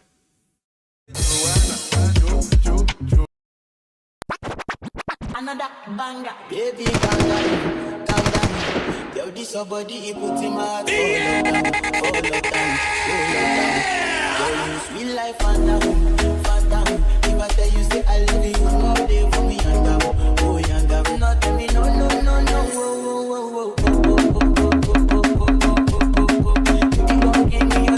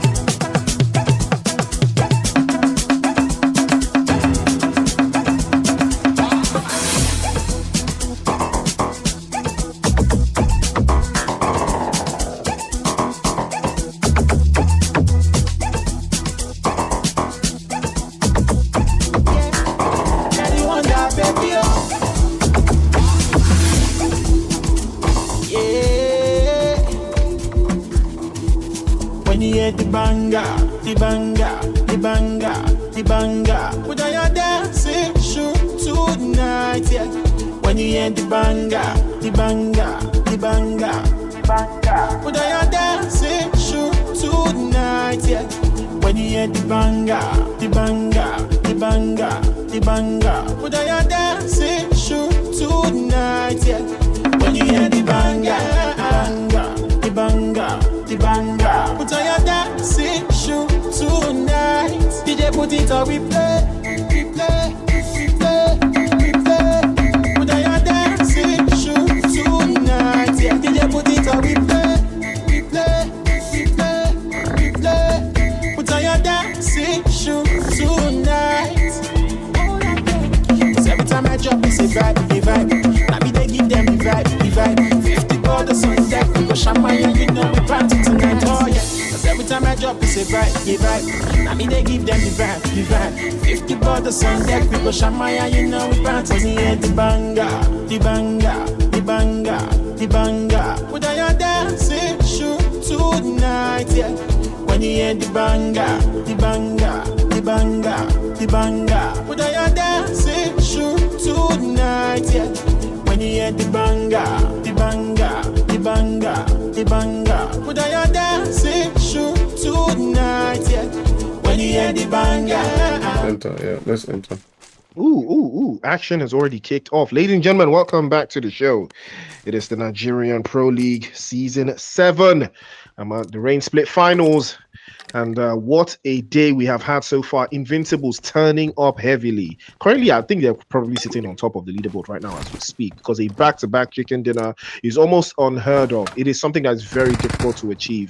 You know, it's and they have achieved it, and we love to see that. Aura now taking the stick to the guys from Afro Esports. They've lost 2 players, and they will retaliate as well, taking 3 away from Afro Esports. And Evil will pop a couple of shots, and inside of that crate for Afro Esports as they steal that one away. Unfortunate scenes for them, and what a way to kick off Sanhok action all the way down there in Cowl. And Aura, they did not like the fact that Afro Esports pulled up on them. They didn't like it at all. Yeah, absolutely. That was some, quite some move right there. They had 2 casualties of their own. So Afro Esports making sure that they take at least 2 of the players from Aura with them. Quite some, probably some sad events on their own part. But crazy stuff as we look at that zone and that shift that the zone is currently making. Zen also as well, quite close to UA, and Zen might be in quite a sticky situation as they're trying to make the rotations and getting caught off guard. It's an unfortunate scenario getting caught off guard like that, man, because on Solid Army, they know how to sneak up on you. They've been trading blows in that eastern part for a bit now, and I would think on Solid Army, would not want to engage too harshly or too quickly, unprepared against a team like Zenith, because Zenith are very, very capable of a lot of dangerous plays there. But Fatal charges a grenade off to that corner. That's a perfect one. Top falls, and Skinny charged that grenade to perfection. A little bit of an entry position for the guys from 4 Portions, but they will trade as Hove will fall, as will be sent back into the lobby as well. Skinny, a jump shot into the circle corner there, takes a couple shots again to swap through the side, sprays to the left hand, to the right hand side, almost made it happen, but unfortunately Skinny will be dropped away. Spag and Pepsi and Goat Meat are still in the vicinity. Can they apply the pressure? Cannot allow for 99 to make an impact on this game. Skinny is crawling, hoping he can get to the rest of his teammates there, but Goat Meat has to make that play. They have to make the right call here, because Guards of War, again, we saw them get into this before, but it looks like Invincibles have pulled up to the scene, and they might be looking for a way to steal this one away from the guys from Guards of War. Rage is just up there, the hillside is picked. A little bit of intel here, and they are already getting active. Invincibles have turned up. I'm loving the way they've been playing so far, in this final. Yeah, all right. Skinny is currently down. The rest of his teammates are trying as much as possible to see if they can hold it out somehow. And it's down to just Ghost Means as GOW continues to make that push in this particular location, looking to see if they can hold them off. But here comes the Invincibles too as well, just like you said, coming into the mix of things, looking to see if they can get in on the action too as well. And it's quite a tough time for all of these guys as GOW tries as much as possible to hold their own, but it's just left with Niner in this position. And Invincibles coming in for the cleanup. Can they get that revive just in time and seem to get the bodies back up? I do believe one of the players, Quilla from Invincibles, is also down. So Goatsmeat hearing all those shots going on, it might just be a saving grace from him. Who is going to get out of this one alive? Goatmeat also turning his attention onto one of the players from Invincibles. I do believe Invincibles. Quilla has been picked up. They have had their reset. GOW Fatal has now been sent back into the lobby. Invincible surging left, right, and center. Niner gets the first knock, might be going for the second, and popping in, and they might be taking yet another hit as they switch over. Niner, Quilla with the clutch of a century. Beautiful clutch from Quilla, and now Goat Meat has the opportunity to seal this down. But does he commit? He has to commit, or else he will be sent back into the lobby. He missed the first jump and the second. And that's an unfortunate scenario here. But the Invincibles are looking stronger by the minute. They're looking stronger by the hour. And all it takes is one grenade now. That might change things. But Goatmeat's going to hightail it and get out of that zone. He's going to get out of that danger position. And that's about to be as crucial as and effective as possible. Grenades are getting charged up. Quilla is already very, very active and proactive there. And that one will drop him very, very low on HP. Goatmeat has been known to survive in scenarios like this. There is a chance that he might be able to take one of these players with him, but it's not looking very likely. Gods of War have been able to apply more and more pressure, but he takes yet another grenade to the side there as he falls. Invincibles are now circling the path, but it looks like 14 Gaming have pulled up to the scene, and they will snatch another one, and another one will fall, drop through, Rage falls, but Quilla again with the clutch, and that is a beautiful, beautiful work done from the Invincibles as they continue to hold the line against 14th Gaming and sending 4 portions back into the lobby. Absolutely fantastic stuff. 10-11 have been silent so far, probably reading the feed as well, seeing that the Invincibles have started to put in work inside of this game as well. Fire, you are 10-11, what are you doing? Are you getting active like that, or are you just holding on and waiting for the final zone to see if you can secure a chicken dinner instead?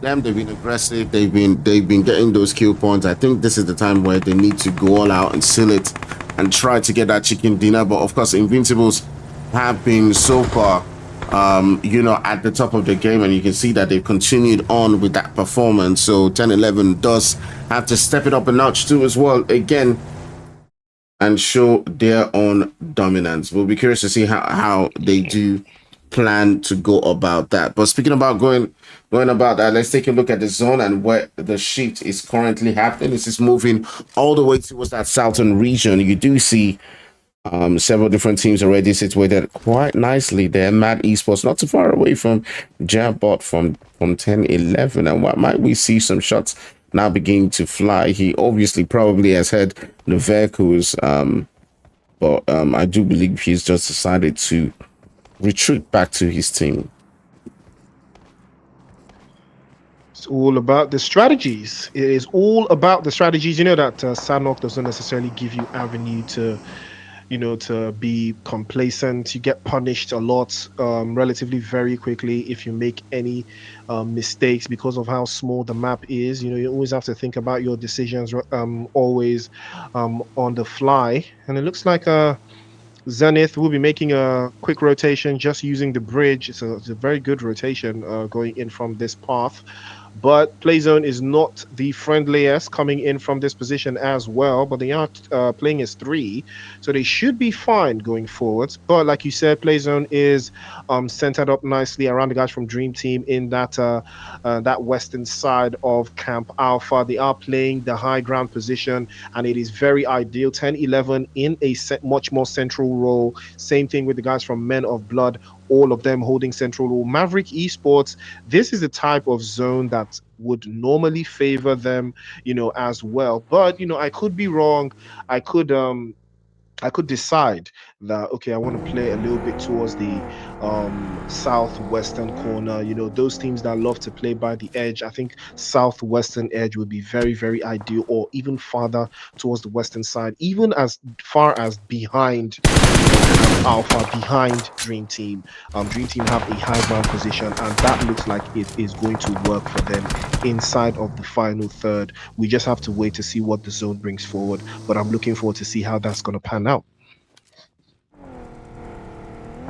Yeah, absolutely. We'll see how that continues to progress. As you can see, the shots being let loose again, as it does look like the boys from Invincibles are continuing to send out shots onto several different teams as they do make the rotation. You can see Rage trying to see if he can pick up a couple of bodies. He does a little bit of damage, but not quite enough to put the boys from 14 down to the ground.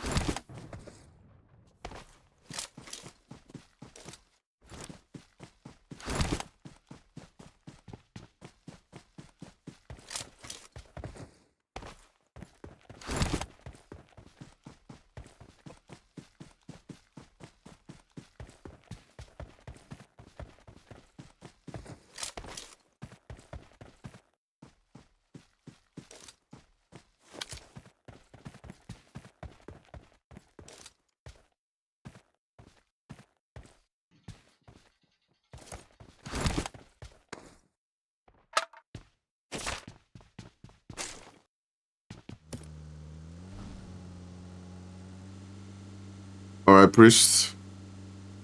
What do you think about the current zone, the current flight path, the current path, where the teams are going to be making the rotations towards?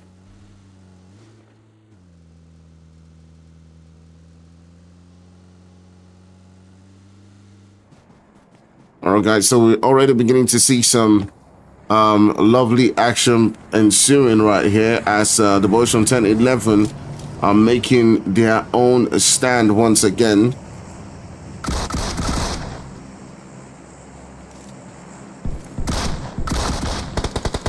They're making their push onto this location,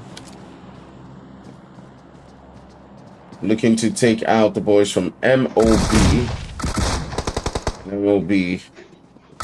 10-11 continue to go toe-to-toe against each other. Monkey is taking a look from a distance and then one shots onto 11, who is throwing that nade onto that building. Monkey trying to see if he can provide some support from a distance, an off angle onto that position where 11 currently is at. He throws a nade onto Free's position. Oh my goodness, oh my goodness. And Monkey will be swept away back into the lobby. Unfortunate scenario for 10-11 there, because it's going to be a hard nut to crack, you know, because Men of Blood have a lot riding on this, you know, and Men of Blood are significantly more defensive than 10-11 are. You know, when it comes to defending positions, I would say Men of Blood, you know, are just slightly over the line, you know, than 10-11. They know exactly how to keep positions safe. They know exactly how to take pressure off themselves and use positional advantage, even though they're outnumbered. You know, 10-11 will lose a player to this engagement, and they are now deciding that the only way they work is to overwhelm, you know, and that is exactly why this is going to turn out unfortunate for Men of Blood. They did well enough, but 10-11 were not ready to start going back and forth with them, you know, because they would never win like that. They would rather just pull up and deal with you, you know, directly face to face, and that's exactly what they did.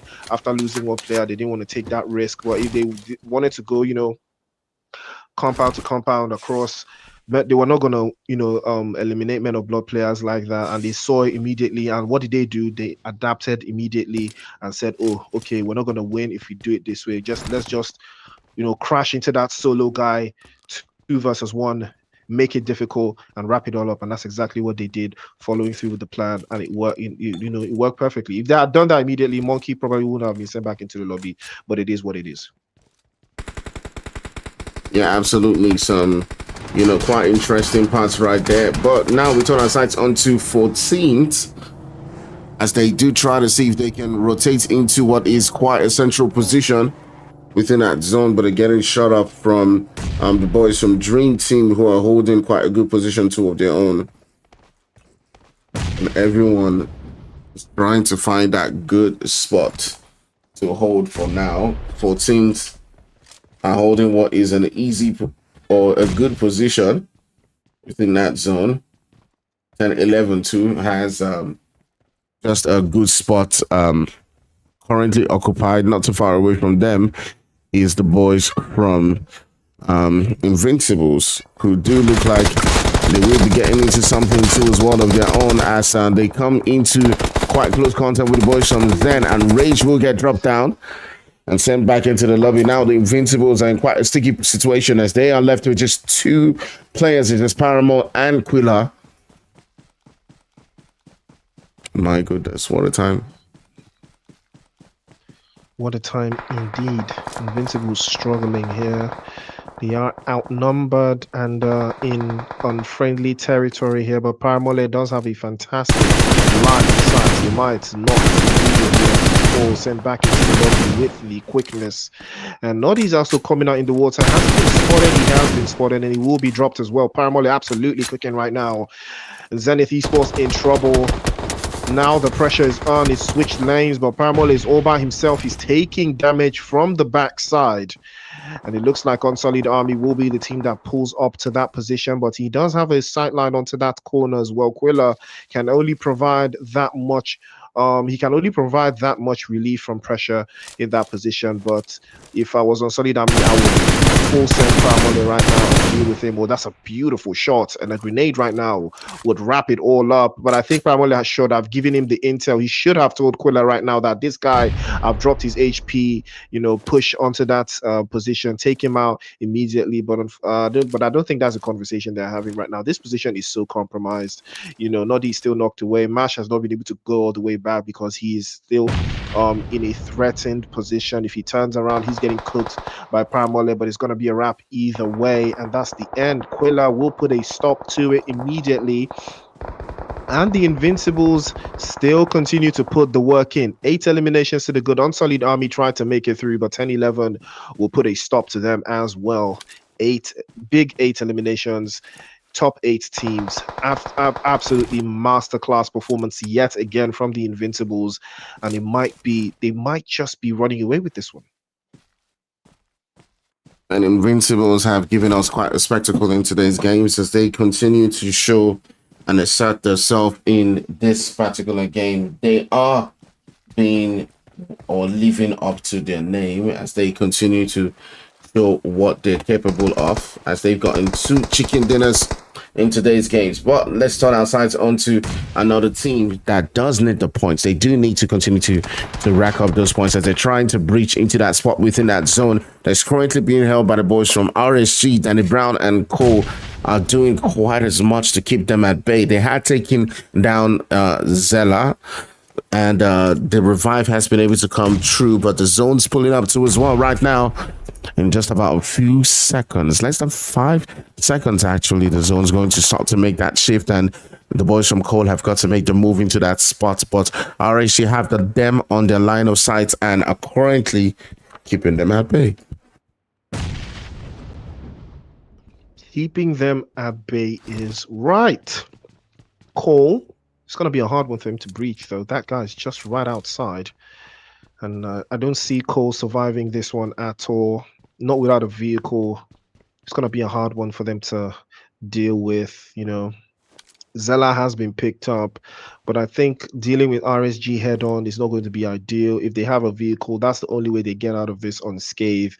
If I was them, I'll just crash straight into, Camp Alpha. Just crash straight in to Camp Alpha and take a position in there. I think they've got, I don't know. Oh, those are vehicles. Those are vehicles right there. I think they can, hop into those vehicles and just go around the guys from RSG, because if they go on foot, they're not making it. They are not making it at all.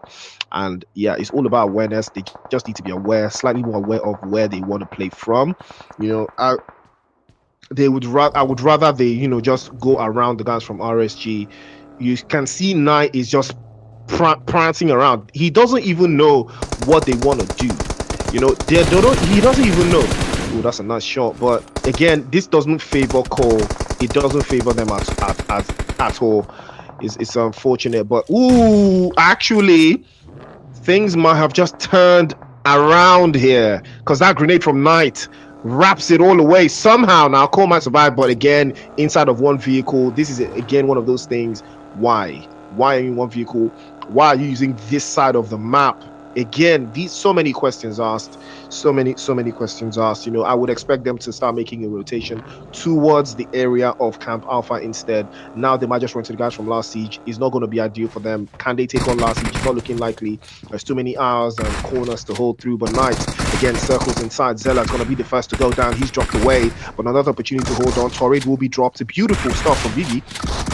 Now that is going to be a wrap. Again, defensive lines, Last Siege, 2 defensive. Again, it's all about awareness. You just got to know where you want to go, man. Running into Last Siege was not the plan. Running into Last Siege was not the plan for Cole right there. They just wanted to get out of dodge. And again, the better rotation would have been to go from the western side and just crash into Camp Alpha and say, okay, we'll just find one place inside of Camp Alpha and just take it. Whatever happens, but let us know we're going to Camp Alpha through the western side. That would have been a better play, because Camp Alpha is in the zone. You're probably going to meet only one team, but they didn't even expect Last Siege. They didn't even know what setup Last Siege had, and that is why you always have to be aware of your decisions. They just wanted to get out of that position that they were dealing with, RSG in. They were just dealing with RSG there, managed to secure an elimination, but they could have made an active plan that, yeah, we're gonna go around this way. We're gonna go to Camp Alpha and take a position in the inside of the zone. We are going into the zone. We're going inside of the next play zone, and Camp Alpha is a part of that. Let us make a rotation to Camp Alpha, make a rotation from the western side, based off of the intel we already have. And it's just unfortunate that they decided to just run into Last Siege. Last Siege had already mounted a defensive position, occupying 2 buildings. So many ways that could have gone for them, but it's just unfortunate to see that that's the decision they made. Yeah, quite unfortunate ones right there, as they will now have to find another way to continue to rack up those points. But speaking about points, 10-11 right here, getting that revive. This game might just be the game that they're able to snatch that winner chicken dinner. But it's still Invincibles within the mix of things too as well. Also coming in as a turn in their size, but can 10-11 somehow snatch the victory this time around, as they've got line of sight of so many different teams. You can see Jabot and 69 holding what is quite a beautiful angle, and might just be that moment. What do you think about this? High ground position, can't hate it. You gotta love it still. Last Siege have a good plan here, but like I said, if Cole had decided to play a little bit of more inside of the Camp Alpha, things would have been different for them. But it's unfortunate. Invincibles got very good position, but they're just too far out, and unfortunately they will be getting caught out by either Last Siege or 10-11. So many different teams to pick from. Their rotation pattern was unfortunate because of that engagement with the guys from Zenith earlier that cost them a lot of time. And yeah, 10-11 also made the same a similar rotation, but they were coming from the other side, and unfortunately they got to this point before the Invincibles. So is ideal for them to work through that way. Paramount denying the points, going out to the zone. RSG, on the other hand, now circling back as he falls to Jairbot. Jairbot with a beautiful angle gets the knock through. Now, it's all about the play zone. Last Siege are not in the zone at all. They have 3 players. 10-11 also have 3 players. RSG have 1. And we're down to just 3 teams. Now the utility is starting to come out. 10-11 also do not have the zone. Only that guy has the play zone. And he could be a threat or a thorn in the side of Last Siege and 10-11 simultaneously. But it's all a matter of the decisions that they're starting to make right now. Last Siege need to deal with 10-11 before they make this breach. If they don't deal with them now, it's going to be a big problem for them later. Yeah, definitely. You can see 10-11 just waiting for the right time. They're looking to see if the boys from Last Siege do decide to make that move into that zone. They continue to keep an eye on them, as well as try to hold what is a good spot. So 10-11 now make those rotations. They're occupying a good spot up on that hill. They've got the height advantage, so definitely that'll be working out for them. But they got to keep an eye onto the boys from Last Siege, as they will be looking to see if they can make those rotations into that zone too as well. Jabot feeling that heat coming through. But that guy also coming in like a Trojan horse and doing the damage for them. But at the end of the day, he will just be one man. It's not enough. As now 6ix9ine is pulling up into this location. And just as we spoke about it is the boys from 10-11 taking that winner chicken dinner and having a victory at the end of the day, getting himself 11 eliminations to boot. And Priest, take it away. Yeah. Like I said, that guy, the last player for RSG, he was either going to be a problem for 10-11 or Last Siege, and he picked Last Siege. Last Siege, I feel it was more of, again, awareness. 10-11 were aware of that guy. They were aware of that he was there, but they couldn't commit because he had positional advantage. He had the zone. They were all trying to get into the zone, but he had the zone already. And they were aware of his position because of Jairbot, and the high ground position. So they were aware that they had to deal with, that guy. But they were waiting for Last Siege to make that move.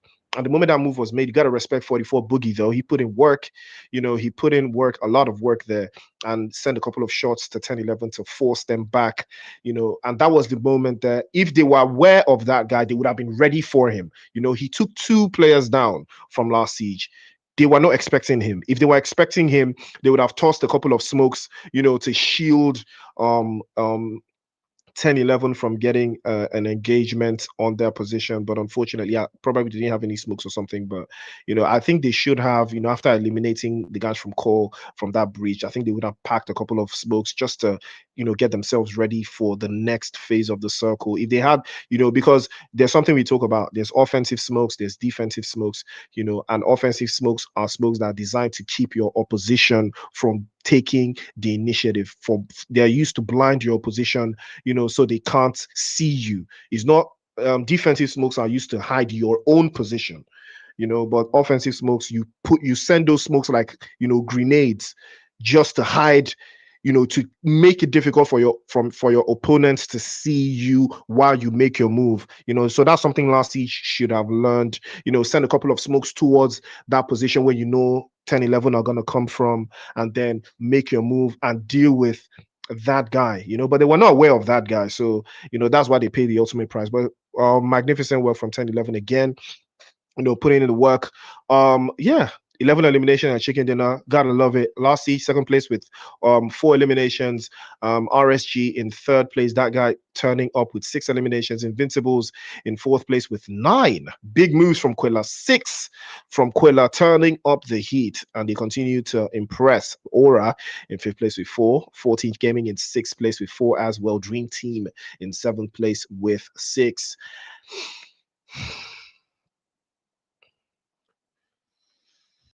Call in 8th place with 3, on Solid Army in 9th place with 1, Zenith Esports in 10th place with 3 as well, Men of Blood in 11th place with 1, Mad Esports in 12th place, and the likes of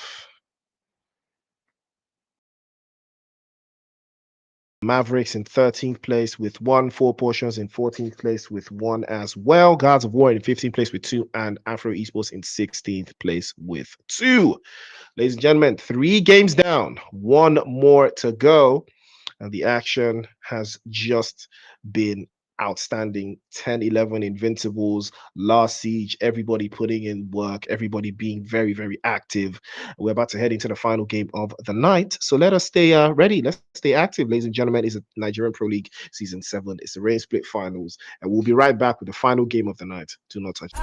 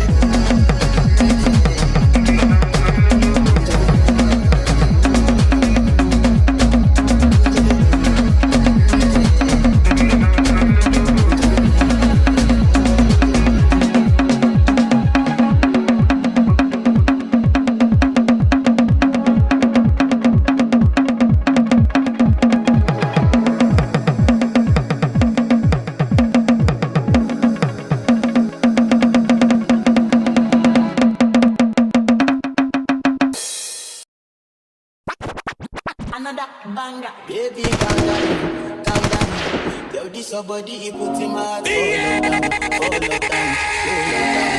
Girl, you sweet life, phantom.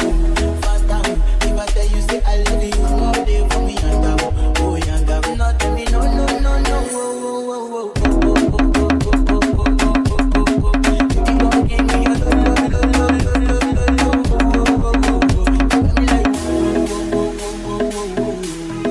So you gon' give me your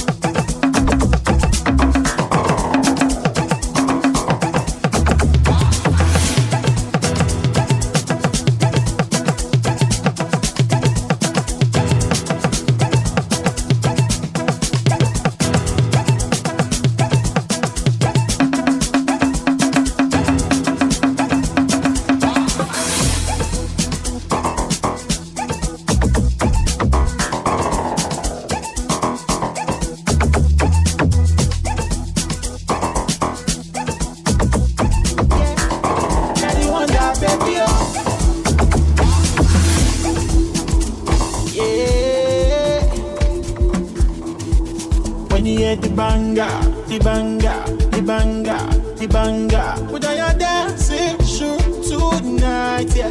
When you hear the banger, the banger, the banger, the banger. Put on your dancing shoe tonight, yeah. When you hear the banger, the banger, the banger, the banger. Put on your dancing shoe tonight, yeah. When you hear the banger, the banger, the banger. Put on your dancing shoe tonight. DJ put it on replay, replay, replay, replay. Put on your dancing shoe tonight. Yeah, DJ put it on replay, replay, replay, replay. Put on your dancing shoe tonight. So every time I drop, it's a vibe, a vibe. Now me they give them the vibe, the vibe. 50 bottles on deck, we go champagne, you know we party tonight. Oh yeah.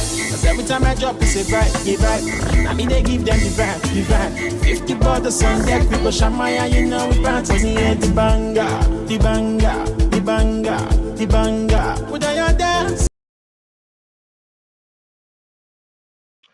Woo! Ladies and gentlemen, welcome back to the show. It is the Nigerian Pro League Season 7.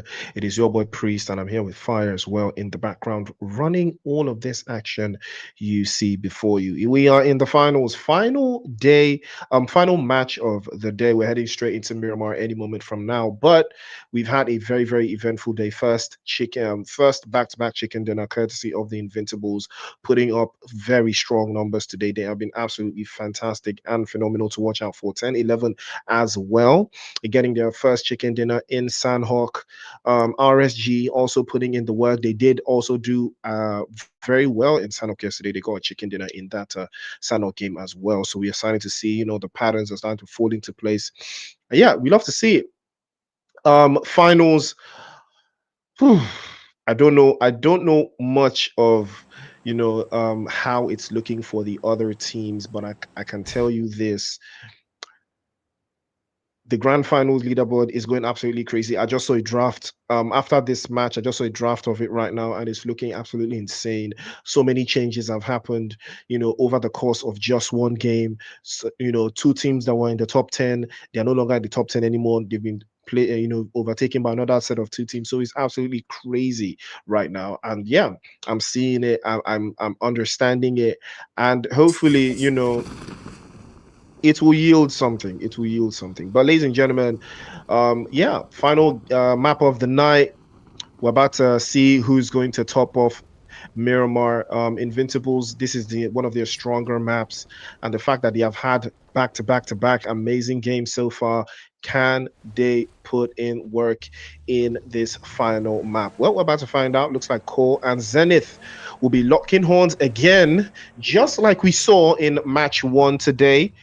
And it looks like it's going to be a very, very, very long night for them, as Knight will be sent back into the lobby, courtesy of Zenith. Hopefully, it will not be too ideal for them. But Power Babe and Power Babe will be the last one left, unfortunately. Cole playing as 3. Zenith. If they did pay attention to the room, they would know that Cole are playing as 3. And Power Babe is taking a lot of damage here as he scurries on out of the danger zone. But hopefully, Cole will bounce back harder in tomorrow's matches. So yeah, ladies and gentlemen, we are active right now. Fire, you saw how Miramar was in the 1st game, you know, and I told you about that. Cole and Zenith, you know, they've been locking horns throughout in the NPL, in Pecado. They've been landing on each other for the longest time, and none of them have budged. And Zenith has been coming out on top so far. So this is not a surprise to me that, you know, Zenith comes out on top this time, although Cole were playing as 3. But again, you know, how many, if it was your team, you know, and you were getting cooked by another team because you kept, you know, you guys kept landing together, how many times would you have to, you know, lose the engagement before you decide that, okay, maybe this drop location is not for me as long as this team is here? You know, how many tries does it take for you to decide? If you were in their shoes, like, you know, how many times would it have to happen for you to decide, okay, we just can't, you know, take these risks, you know? For me, maybe if it happens like, you know, 3 or 4 times and we've contested, you know, you contest, you lose, you move away, right? The person who wins, you know, stays. I mean, it's not the greatest thing for the person who is, you know, for losing, you know. So after some time you decide, hey, you know what, I'm just gonna get out of that, right? So but that's me. But again, for us who are the spectators, obviously it's nice to watch, right? It's nice to see, you know, early action over and over again. But speaking about early action, we're coming in right here with the boys from AE who have gotten one knock coming through right there. They're taking down Cold, and now Choo Choo and the rest of his players still have some work to do, as the rest of the boys from 14th are putting up quite fast in here. You can see that Play is trying as much as possible to see if he can hold up for this team, and Choo Choo flying in like James Bond, and somehow, I don't know, man, that was quite brave, but wow. Yeah. I'm surprised he jumped down. You know, I think he could have taken the engagement from up there. He would be harder, you know, to shoot while he's up there. But I think it's time for them to wrap up. The guys from Afro Esports. It's a 3 versus 1. Takes a couple more shots as he falls again. Solo's all by himself, and he's wrapped up as well. Sent back into the lobby by SWAT. And 14th game, it will come out on top. 4 eliminations to the good. 4+ points for them. This is a team that needs these points, and you know, getting these points right now is a big confidence boost, and hopefully, you know, they use this to move further up as this match continues to progress. On Solid Army on the other side, you know, another team that needs a lot of points. They are, you know, taking a fight against 4 portions, and they're losing. Skinny is also dealing damage to them. So many ways for them to, you know, learn and adapt to the lobby, but it's just an unfortunate scenario for Unsolid Army, you know, getting caught out on rotation again. You can see that's exactly what happened here. You know, Unsolid Army just pulled up and they got squashed. Just because, you know, they had players that were in different positions, you know, the splits again, falling prey to that.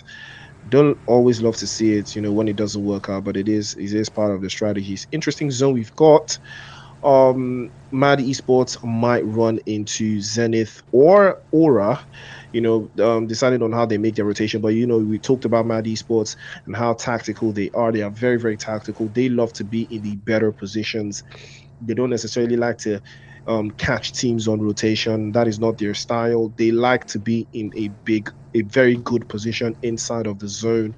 You know, they don't like to be chasing the zone at all. I've seen it, and they've mastered the art of making solid rotation. I think the best rotating team, I think Mad Esports are still the best at making rotations, at getting into the zone without having to, you know, go through too many teams. You can see that's what they're trying to do. They're trying to play central, and it's been working. You know, it's been working for them, although it's not necessarily the most proactive thing, but they're getting caught out if they can, defend those positions that they get into, because that's where it is all important.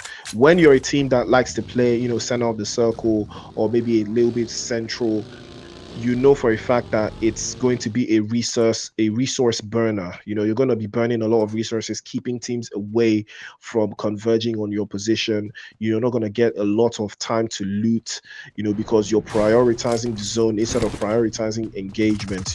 Teams that are prioritizing engagements, they know that they tend to hold off the lines, but looks like Mavericks will be biting off a little bit more than they can chew here. And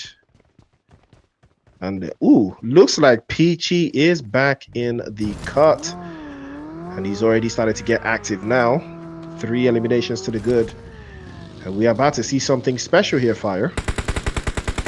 Yeah, this is what we're talking about. Something they had the the time, they had the salts, they had the pepper, they had the onions, but the curry was missing, and now curry is back in the stew. So lovely stuff we're seeing as they're beginning to cook again with the right spices, and you can see that bodies are now dropping.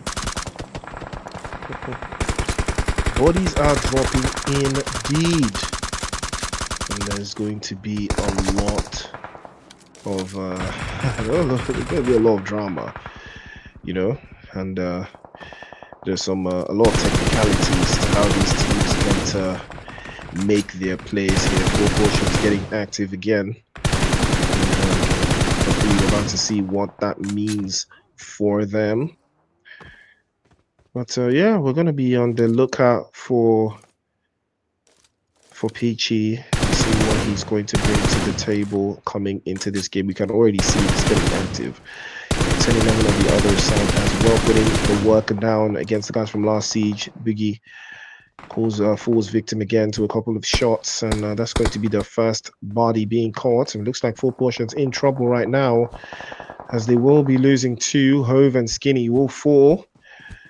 PG's going to the rescue. Goat Meat applying some pressure to that left-hand side. Sprays in, tries to catch a couple straying bullets across, but looks like Guys of War will be circling back as well. Top now makes his own advance into that position to apply the pressure onto the guys from Guys of War. Take a look at that. He's not allowing the reset. He continues to drive all the way around, and now he has decided to take the advance.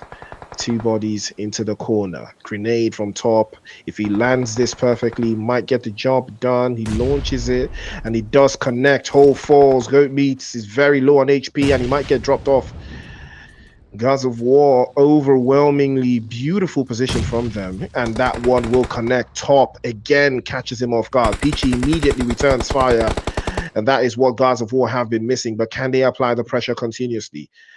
Peachy's too far away. Can he go for the reset? I don't think so, but he can keep the pressure off as Control circles back again. He might be getting knocked off, but RSG looks like they've heard the commotion, and they might decide that they want a piece of this action as well.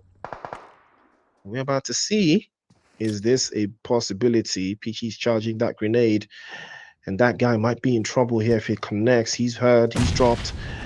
He does take a little bit of damage, but this sandwich is not looking like Peachy wants to be a part of it at all. And it's all left to him now. Can he keep the hopes alive for 4 Portions? Can he keep RSG at bay? I don't know if they've heard him. They have. Oh, beautiful grenade from that guy. Nobody tosses grenades like him. RSG will come out on top, and 4 Portions will be sent back into the lobby one more time. Man, quite some amazing stuff coming through right there from the boys from 4 Portions as they continue. Sorry, from GOW as they take out 4 Portions. But coming through right now, it is RSG who is coming in with that 3rd party. And you can see Mr. Nina, getting Control back into the game, while RSG is currently just circling around, looking to see if they can clean things up in this particular fight. They're coming in to separate the war going on between 4P and GOW, and they're doing that by sending in those nades. But GOW don't have any of that as they continue to push in their defense, and you can see Manny gets dropped down. That guy's down too as well, and they are battling it out. GOW being quite impressive right here. If they can take out RSG, they would have a whole bunch of eliminations to their name. And you can see Priest, they are not holding back. They're continuing on with the defense. They do have to take down that guy before they can continue their they can get that reset. But it does look like that guy is going to get back up into the game. That nade bouncing just in front of him doesn't do quite the damage that Nina would have been hoping for, but they've reduced it to a 3v3 and now maybe a 3v2 situation as Danny Brown goes down. And you can see Nina looking to see if he can provide himself some cover as they will be making that push. I love the way they're being absolutely aggressive in this one. He's holding that nade, looking to see if he can get that confirmation to come through. Now it's a 2v3 situation, Priest. And my goodness, GOW just being absolutely courageous in the way they're making their push. Yeah, you can see Gods of War doing the absolute best to deal with the guys from RSG, but Men of Blood, it looks like they've started to get in on the action as well. Control gets the job done as he sends one of them back into the lobby. It's going to be unfortunate. Oli is going to be up and about for RSG. Danny Brown still sprawled on the floor, and it's not looking very, very good for them. But can Men of Blood commit to this, though? Ninja's been spotted. A couple of shots sent his way, but it's not looking like much is going to amount from that one. Again, Danny Brown and Oli, the last two left for RSG. Nina is looking for a way inside. A couple shots again sent towards Oli. He's trying to keep Gods of War at bay. And Men of Blood are in the vicinity. Can he keep them at bay just long enough for them to deal with this position? But it looks like 10-11 now do have something on the back end, and beautiful grenades and molotovs to follow suit. Jerbot puts it all the way to the ground right there, and that's going to be surely a wrap for Mavericks as they're trying their best to deal with Caesar. All of his shots wastes all the bullets, and unfortunately Bam Bam will cut that all out immediately. 10-11 will secure the win. Gods of War now taking the 1v1. Beautiful jump shot from Oli as he wraps it up immediately with a drop shot. Fantastic work.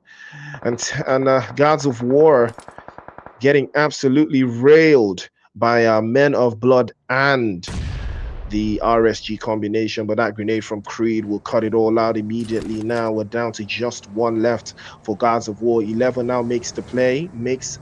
Make or break it is the right idea here. Surely he's heard. And Nina now circling back, trying to take him off, but he's going to be moving around in the corners there. And a beautiful spray takes 11 down to a couple of pegs, and he's going to be dropped. He's going for the finish, and this is going to be dangerous for Men of Blood here. They cannot afford to have one of their players die for absolutely no reason. And now he's going to be overwhelmed. Here comes Nina circling back again. Spray to the left-hand side. Try to go for the 2v1, but unfortunately there was just too much to do. Picker and Creed working hand in hand to wrap it all up. Men of Blood will live to fight even for longer. And Aura have been trying their best to put up a big move here, but it's been a very, very tough final for them. But hopefully they will pick up where they left off, because 10-11 are in the vicinity. Grenades are getting charged up. Crusader has the right idea. Can he execute perfectly? Jerbot prone on the ground, listening, just biding his time, waiting for that opening position here to be cracked by the guys from Aura. Now he's giving away his position. They're aware of him. A couple of shots sent through. Jerbot might be burned alive. He is going to be burned alive, and he's going to take a hit from the AKM. Had no idea that Crusader was in the vicinity to deal all of the damage to him. Now the rest of his teammates are starting to assemble. 10-11, can they breach? Aura have all exactly what it takes to keep them at bay, but do they know who they are dealing with? They're about to find out once that confirmation comes through and Jerbot is sent into the lobby. They will pattern up. They will know what timing they're on. Now they know it's 10-11. Do they want to continue? Do they want to concede? Do they want to take the fight to 10-11? Because they know for a fact 10-11 will not back away. They know for a fact that they are going to fight on so many different fronts, but they are ready. 2 versus 1. Aura now trying to hold off. 069 tries to circle back, takes a couple more hits, and he takes more damage as he falls. And now there's trouble for 10-11. Trouble in paradise for real. 069 knocked away. Aura now looking for the advantage as they might decide to press it, as 10-11 will have to back away from this one because they have been scared away. Beautiful stuff from Aura, keeping 10-11 at the back of their hand and forcing them out of that position. Absolutely fantastic stuff from Aura.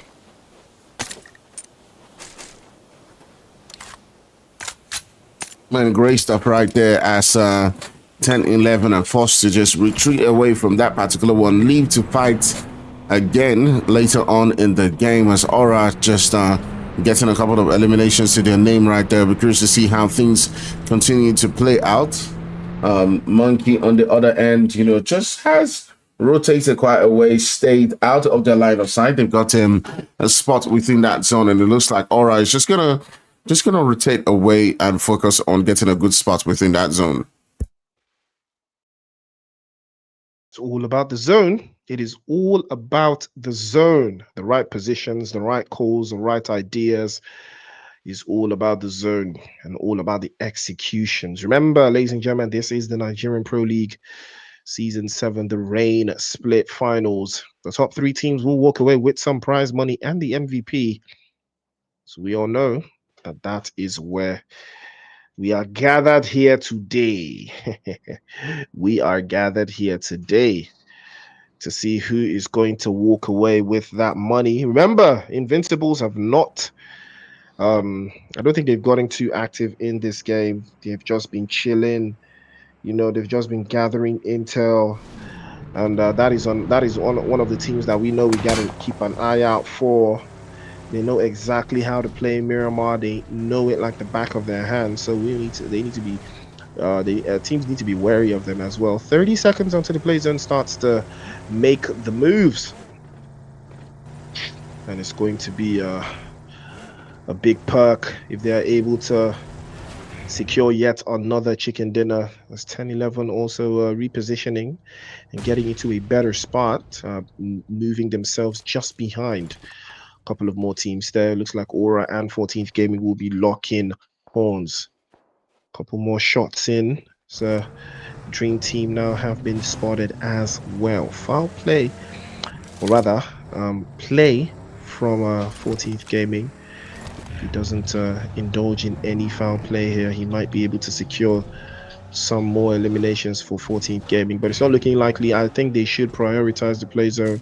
No need for them to go, you know, head to head with Aura or Last Siege or whoever that is. That is Last Siege. Again, you always got to prioritize what's important to you.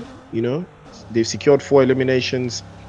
I think they should just play for the zone now. Find a spot in the zone, call it home, you know, and wait for the next phase of the circle. They just got to wait for the next phase of the circle, secure a position, you know, and just hold it for the time being.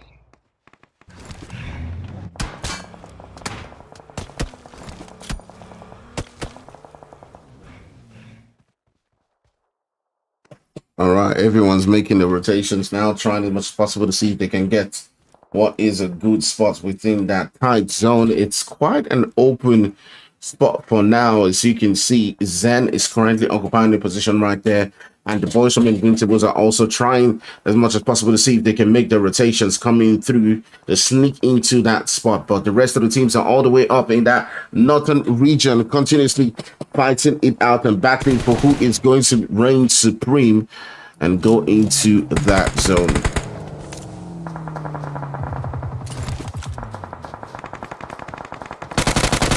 Pulling up, beautiful spot from Ninja, goes for the finish immediately there, sends Crusader back into the lobby, and that grenade from Lazy Man will shut it all down immediately. Aura, unfortunately, will be suffering their first casualty. It's going to be a hard one for them to bounce back from playing S3 because this was a big opportunity for them to secure a chicken dinner as a full squad. But unfortunately, that is going to just be out of reach for them. Dream Team sending their own shots back and forth to the guys from 10-11. Bam Bam will be the victim as he swallows an S12K straight to the face from Archer. And that's going to be a wrap as well. Big moves from 10-11. It's all left to Monkey now. He secures a position inside of that circle. And we know exactly how capable he is of us holding out these lines and these positions all by himself.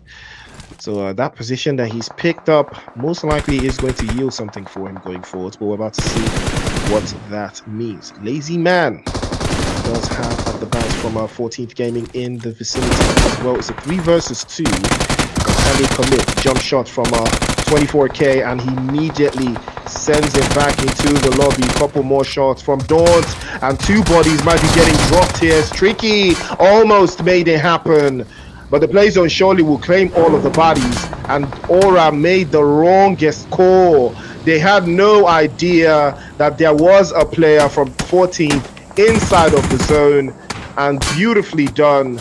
Absolutely fantastic job coming through from the guys from 14th Gaming, putting in a serious amount of work against the guys from Aura, and that was a magnificent job still. And Aura will be sent back into the lobby. No way for them to crack in.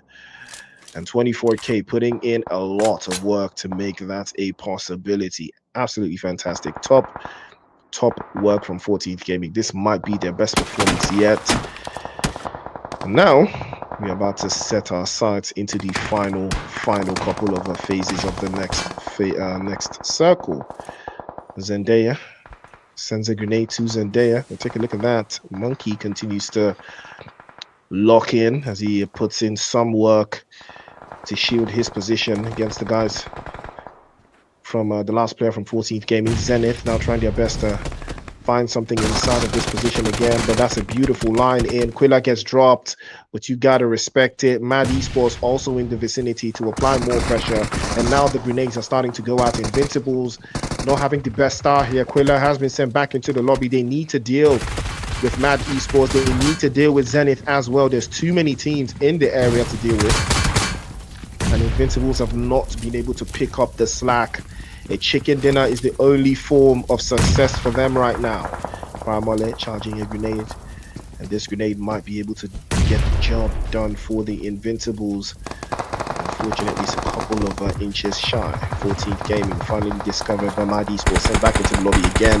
Mad Esports, we know what they are capable of doing. We know what they know how to do, and that is secure the positions inside of the zone, make the right rotations, make the right calls. Paramole already on the move. He's popped a couple of smokes. He circles back. Rage already on the front foot, and that is a beautiful line from the Invincibles. They make a way inside of the zone. Unfortunately, Chicky will fall and be sent back into the lobby as well. We're down to just 5 teams. Zenith Esports fighting for their lives, fighting so hard to keep the numbers up, pressure being applied, and 10-11 are still in the mix here, still putting the work in, still trying to keep the rest of the teams at bay here. Fire, there's so much chaos going on. Top 5 teams, plays on the move. Who is going to turn up?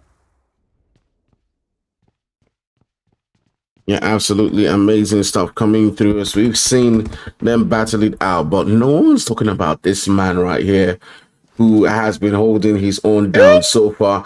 But now the nades are pulling up. The boys from Mad Esports want to make sure that they occupy that spot. They've got just an inch of that zone, and they want it fully. They want that cover, but then they coming through right there from Monkey. Just put down one of the players, and if he can take out another one in this spot, just maybe he might be able to be a thorn in the side. And down goes another one. He's able to get that confirmation, nasty. But it might just be too late. His HP's pretty low. Can he do something here? But it's not quite enough as Pre-C takes him out. That was so close. Too close for comfort there. Invincibles making the wrong choice, driving inside of the chaos there. Dream Team in the mix, and that's going to be the end. They've been sent back into the lobby. Would have been ideal for them to pop the smokes, but unfortunately, that's not going to be the case. And Sad pops a couple of shots to that western corner again. And Mad Esports crawling closer and closer to that chicken dinner. So 3 versus 3 now. It's really a matter of who's going to be blessed with that zone, who's going to use that zone advantage. So 2-1 split from Mad Esports. I don't think they have the zone the way they would like, but I think they might be able to apply some sort of pressure against the guys from Dream Team and keep them from making an advance in that position. The grenade's already coming out. More pressure, more positions being taken over from Mad Esports. We know them. They love to play off of positions. They use the positional advantage every single chance they get. But Dream Team equally very, very capable. This is exactly how it was in the last game yesterday. And Agathe was the one that clutched up in the final third with the DBS, with a 1 versus 2. She cooked and she delivered. Now, can Dream Team do it without them? Sad, beautiful shot over to the side. And now Nova will be traded out as well, but he will be sent back into the lobby. Sad will be caught out and knocked away as well. The 1 versus 2 Archer is very capable of making it happen, but can he be stopped? He gets the first knock, but he's going to be dropped on. Low on HP. He circles back again. 1v1. Another corner. Grenade is perfect. Oh, what a grenade that was. And that will be the end of the road for Dream Team. And a chicken dinner finally for Mad Esports. Easily done. Beautiful work still. Absolutely fantastic from Mad Esports, securing 10 eliminations and a chicken dinner. It doesn't get any better than that. They've just put their gauntlet in. They slotted themselves into that position that, yes, we are gunning for a top 3 finish. We also want a piece of that money.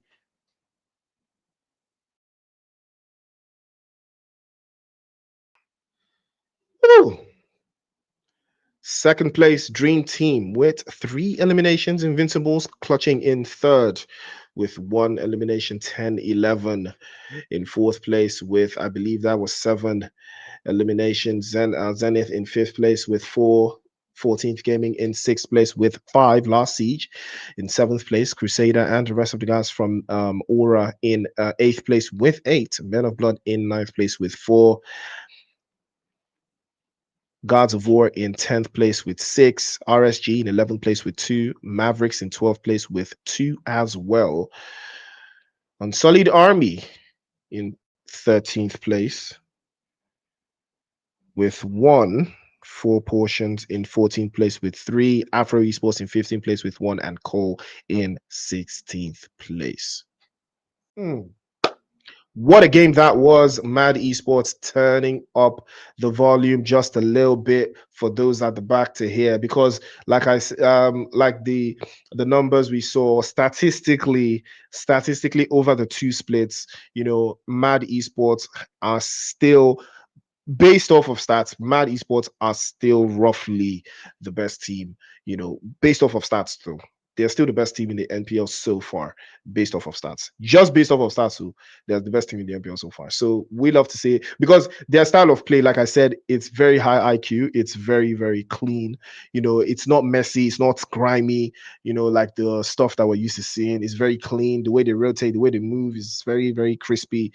And I love to see that, but it takes away from the aggressive factor. But they're very solid when it comes to, putting themselves in that position. They were getting cooked by Monkey, though. They're just fortunate enough that Monkey did misread the gun reload, because I'm sure that he was waiting for that gun reload, but it was still a very, very solid position. The moment they occupied that position that Monkey had, I think it was a wrap for them. So big moves, beautiful stuff coming through from the guys from Mad Esports. Ladies and gentlemen, we have come to the end of tonight's matches. What a time we have had. NPL action resumes tomorrow, same time, 9 p.m. WAT, but tomorrow the leaderboard will be live, and in the final game, so you're going to be seeing the leaderboard as it is hot. So exactly who's going to be crowned reign split champion. It is still up for grabs. After today's games, it is still up for grabs. The race is it goes into the last day, and that's what I love to see. finals going into the last day. Nobody winning the finals on the second day or on the first day or anything like that. That's how you know the competition is steep, and that's what we love to see, high level competitiveness in PUBG Mobile. So ladies and gentlemen, the action continues tomorrow as well. We are going to find out tomorrow the top 10 teams that will be going to Lagos to participate in the NPL Season 7 grand finals on the 31st of August. So yeah, stay strapped. See you guys tomorrow, same time.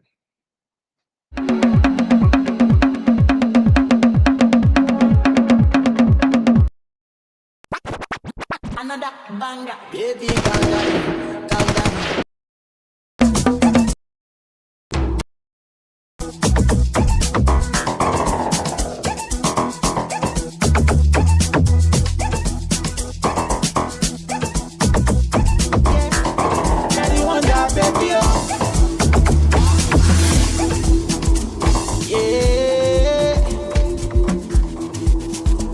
The banger, the banger, the banger, the banger. Put on your dancing shoe tonight, yeah. When you hear the banger, the banger, the banger, the banger. Put on your dancing shoe tonight, yeah. When you hear the banger, the banger, the banger, the banger. Put on your dancing shoe tonight, yeah. When you hear the banger, the banger, the banger. Put on your dancing shoe tonight. DJ put it on replay, replay, replay, replay. Put on your dancing shoe tonight. Yeah. DJ put it on replay, replay, replay, replay. Put on your dancing shoe tonight. Cause every time I drop, it's a vibe, a vibe. Now me they give them the vibe, the vibe. 50 bottles on deck, we go champagne and you know we party tonight, oh yeah. Cause every time I drop, it's a vibe, a vibe. Now me they give them the vibe, the vibe. 50 bottles on deck, we go champagne and you know we party. When you hear the banger, the banger, the banger, the banger. Put on your dancing shoe tonight, yeah. When you hear the banger, the banger, the banger, the banger. Put on your dancing shoe tonight, yeah. When you hear the banger, the banger, the banger, the banger. Put on your dancing shoe tonight, yeah. When you hear the banger, the banger, the banger. Put on your dancing shoe tonight. DJ put it on replay, replay, replay, replay. Put on your dancing shoe tonight, yeah. DJ put it on replay, replay, replay, replay. Put on your dancing shoe tonight. DJ put it on replay, replay, replay, replay. Put on your dancing shoe tonight, yeah. DJ put it on replay, replay, replay, replay. Put on your dancing shoe tonight. Yeah.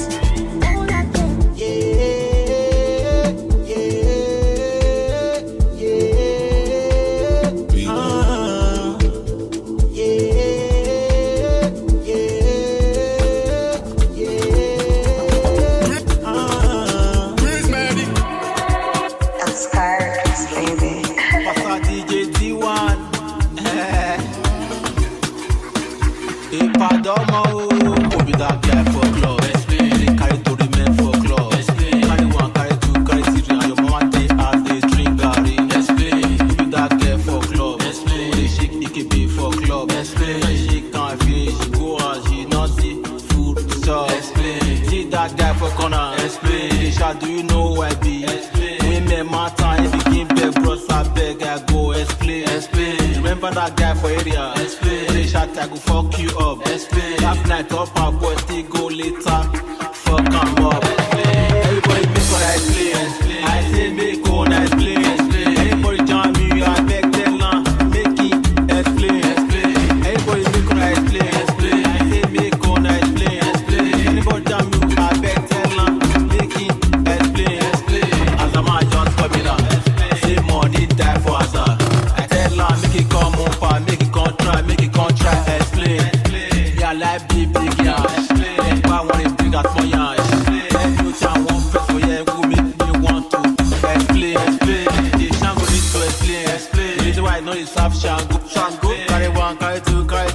Mama day as they drink Gary.